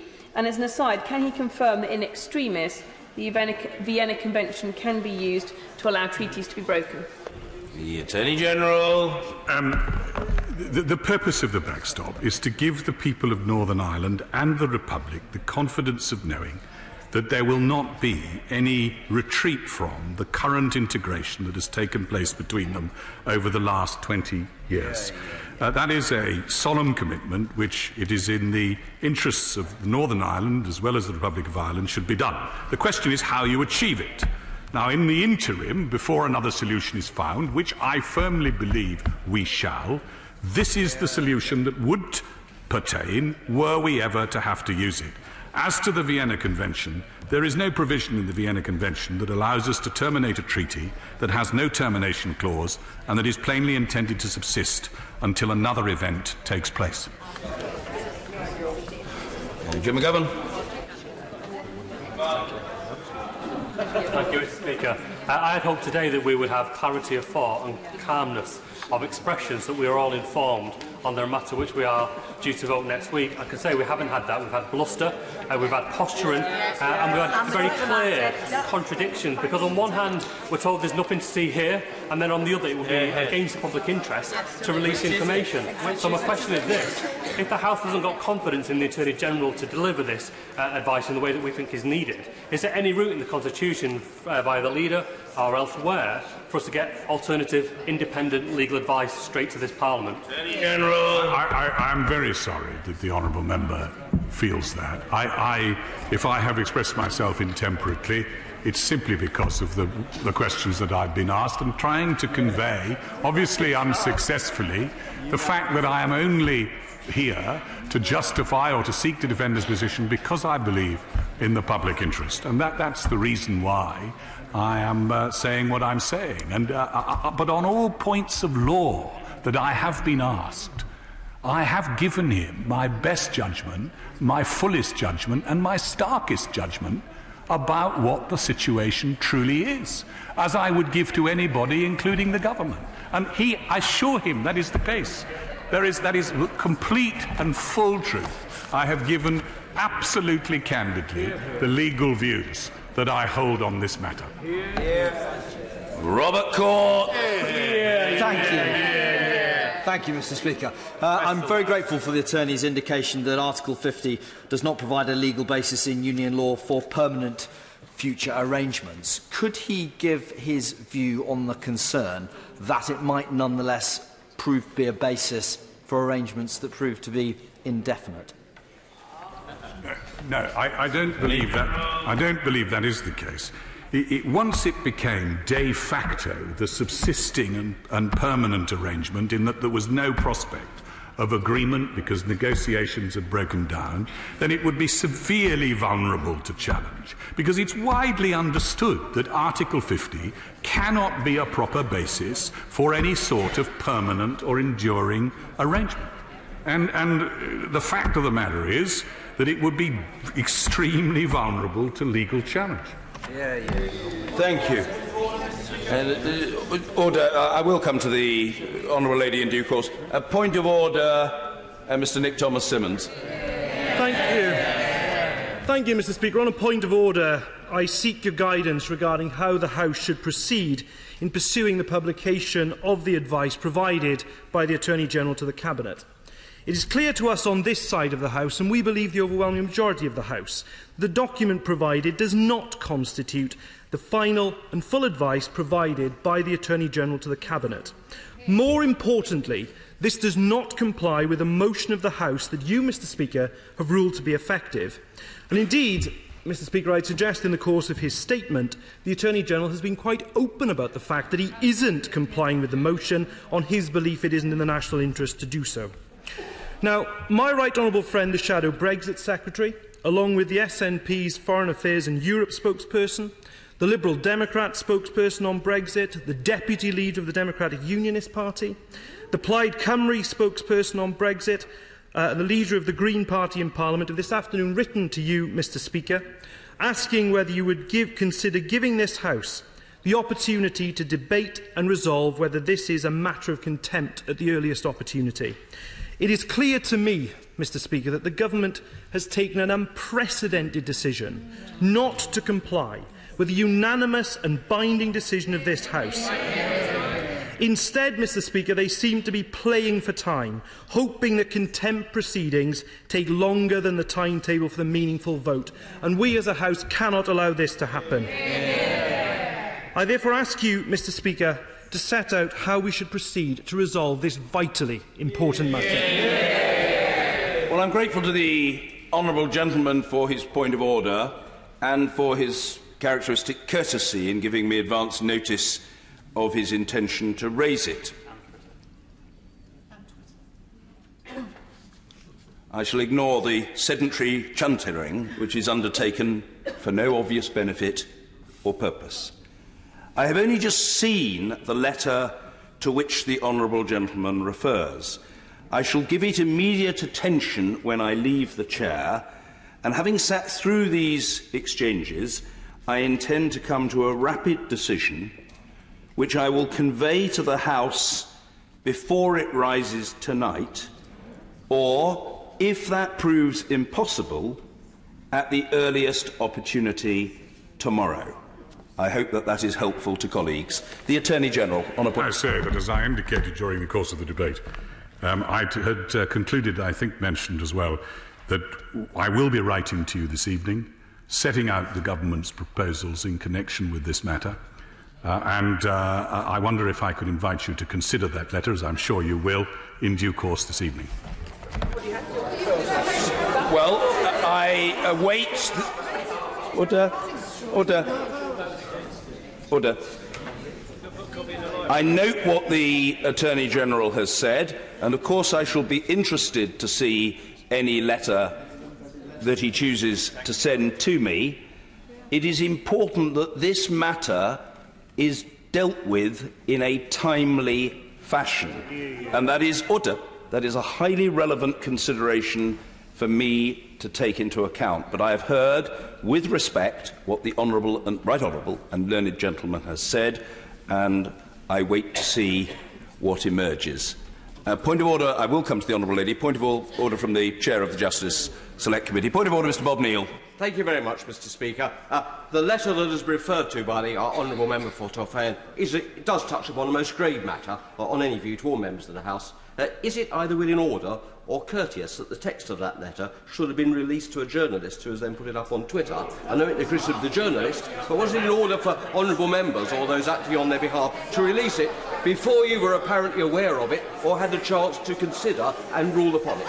Well, it's always best if letters sent to me are received and seen by me before they're seen by others, but I will address the substantive responsibility which is vested in me. That is, frankly, a different matter and, on the whole, a rather more important matter. But I always treat the honourable gentleman and all members with courtesy, and I note what he said, and I have issued my response in the first sentence of my reply to him. Point of order, Anne Main. Thank you very much, Mr Speaker. And as usual, you called every member of the House that wished to ask questions. But the convention of the House is that we have no rebuttal or right of coming back on any questions asked. Given that the attorney said he was happily going to answer any questions, for someone with no legal background, I feel I've having to play guess the question of what we may need to know that we haven't been able to ask. Would it be in order that the House manages to table a series of questions that are answered, anything they would like to have put to the Attorney-General but didn't get the opportunity to do so, and that those are answered as quickly as possible to give us more information than we could glean today? Let me say in all courtesy, I'm not sure, given the pressure of time, of the practicality of the arrangement that the honourable lady is advocating. Let me, for the avoidance of doubt, however, say to the honourable lady that I have no reason to doubt either her legitimately insatiable appetite for interrogation, a very proper appetite in a committed parliamentarian, which the honourable lady is, or indeed that of the Attorney-General for responding to questions. Therefore, in an ideal world, I would be quite open to the idea that there could be further questioning. As the House will know, I'm an unusual fellow. I enjoy few things more than listening to my colleagues asking questions and ministers answering them, which is probably quite useful, really, given that that is what the Speaker of the House is expected to do. But I do think we have come up against the matter of practicality. And although the Honourable Lady may now have her head filled with questions that she wished she had asked, but has not done so, we do have to progress and expedite matters. So I hope that she'll feel pleased that she has at least asked a question and she can make her own assessment as to the quality of the answer. If separately she wishes to beetle up to her right honourable and learned friend and put a question to him, I feel sure that she'll be greeted by the courtesy that the attorney invariably displays. Oh, very well. Point of order, Mr. Jim McMahon. Thank you, Mr. Speaker. We've all had sight of the copy cross-party that's been sent to you, Mr. Speaker. In light of the letter that's due to follow from the Attorney-General to you, will we also have a copy of that letter as well? I feel sure that that will be so, and the attorney is nodding in his assent to that proposition. In other words, just to be clear, I think that the honourable gentleman is asking, can he have sight of the attorney's letter, and I think the attorney is signalling that the answer to that is yes. Oh, very well. Yes, completely different, I feel sure. Point of order, Mr. Chris Bryant. Because you're a cerebral fellow, Mr. Speaker, you will know that on the 30th of October I asked the Foreign Secretary why it was that the Magnitsky clauses of the Sanctions and Anti-Money Laundering Bill had not yet been implemented. And he said in the Chamber that this was because we are members of the European Union and we can't implement sanctions of our own, so we've left. He repeated this the next day in the Foreign Affairs Committee, but a week later, the Permanent Under-Secretary at the Foreign Office said, no, it's nothing to do with that, it's because we haven't got any time to draft the statutory instruments. Now, the Prime Minister today returns to the original advice provided by the Foreign Secretary. The legal advice that has been provided to the committee by the clerks of the House is that actually there's no reason why we can't introduce our own sanctions, because we did so back in 2011. I just wonder where I will be able to get definitive legal advice from, and whether you think that, considering that the Foreign Secretary said on the 30th of October that he would write to me, that now is sufficient time to have passed for me to have had a reply. Yes, I mean, what I would say to the honourable gentleman is the following. First of all, I recall his inquiry of that date. I wouldn't have been able to pinpoint that date. I advise those attending to our proceedings out with the Chamber. I don't have that level of Anarakish recall of the parliamentary contributions of the honourable gentleman, but I do recall the fact of that question being put. It made an impression on me, as so much of what the honourable gentleman does makes an impression on me.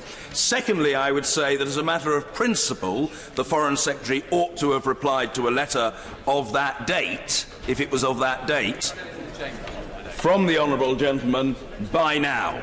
And thirdly, as a matter of practicality, I say it is somewhat unwise for a minister, in this case apparently the Foreign Secretary, an extremely experienced and dexterous as well as courteous parliamentarian, not to have replied to the honourable gentleman by now, for to fail to provide a reply was to be bound to invite excoriation. And the Foreign Secretary is now going to be on the receiving end of that as soon as he learns of the honourable gentleman's point of order. So I hope that on all three counts I have brought some happiness into the life of the honourable gentleman. Oh, very well. I'll come to the front bench. We must try to bring matters to a close shortly, but yes, I will come to the honourable lady. But point of order, the honourable gentleman, right honourable gentleman from Brent North. Mr. Speaker, I would like to raise a point of order regarding a response I received from the Minister of State for Energy and Clean Growth, the last Bay's oral questions. I asked the Minister why a roundtable with all the key fracking companies, which she held on the 21st of May, had not been declared in the Transparency Register. In her response, the Minister claimed that her officials did not disclose the meeting of the 21st May because the Ministerial Code does not require ministers to disclose meetings they drop in on as opposed to host in their office. I've searched the Ministerial Code and can find no reference to a difference in disclosure requirements, such as the Minister suggests. It would also appear that the Minister's involvement in the meeting may not have been as casual as she suggested. During a Westminster Hall debate on 10th of July, the Minister in fact claimed, "I did hold a very effective shale industry roundtable." An FOI request querying the nature of that received a letter in response where the Department stated that this was indeed the shale roundtable that the Minister of State hosted on the 21st May 2018. By the Department's own admission, this was a meeting the Minister had hosted rather than dropped in on. The agenda of the meeting was also released under the FOI. It reveals the extent to which the Minister was present. The roundtable began at 1 o'clock, finished at 2 o'clock 35 p.m, lasting 95 minutes. The Minister was present for at least 70 minutes of the 95, 7-0. This would not, by any reasonable opinion, I contend, constitute dropping in on the meeting. I would seek your advice, Mr. Speaker, as to whether any request has come from the Minister seeking an opportunity to come to the House and correct the record. I'm grateful to the honourable gentleman for his point of order. The short answer is that no request has been made by the Minister concerned or by any other Minister to make a statement of correction or other statement, as far as I'm aware, on this matter. If a Minister believes that he or she has erred, it is not only open to that Minister to correct the record, it is incumbent upon him or her to do so. I have received no such indication. The honourable gentleman is a versatile and experienced parliamentarian, and he can pursue this matter further if he so wishes, in a variety of ways, whether in correspondence or through questions, but not further tonight by this mechanism. A point of order, Mrs Helen Goodman. Thank you, Mr Speaker. Further to the point of order raised by my honourable friend, the member for the Rhondda, I today received a letter from the Minister of State in the Foreign Office about the fact that these statutory instruments will shortly be before the House. So I'm sure if my honourable friend wishes to, he will be able to be on the committee when we examine these, and we will all benefit from his wisdom on this matter. Well, that's extremely interesting information, and I'm very grateful to the honourable lady, and I feel sure that she feels that she has done the House a signal service. Oh, very well. Very briefly, I fear the honourable gentleman will tax the patience of the House. Point of order. In which case, the Prime Minister this afternoon inadvertently misled the House, and she must have an opportunity to apologise and correct the record. Well, if anybody has inadvertently misled the House, that person must correct the record. I hope that the honourable gentleman will accept, if I do not think it incumbent upon me now to act as arbiter of whether that has or has not happened. The issue has been given a full airing. Both members are very experienced and are not backwards in coming forwards and can pursue this matter either through the use of the order paper or by other means in the days ahead. And I don't in any sense seek to deny them the opportunity to do so. We'll leave it there, and if there are no further points of order, if the appetite has now at last been satisfied, it's very important that members do have the opportunity to express themselves. We can proceed, something about which the Minister on the front bench looks very relieved. The clerk will now proceed to read the orders of the day.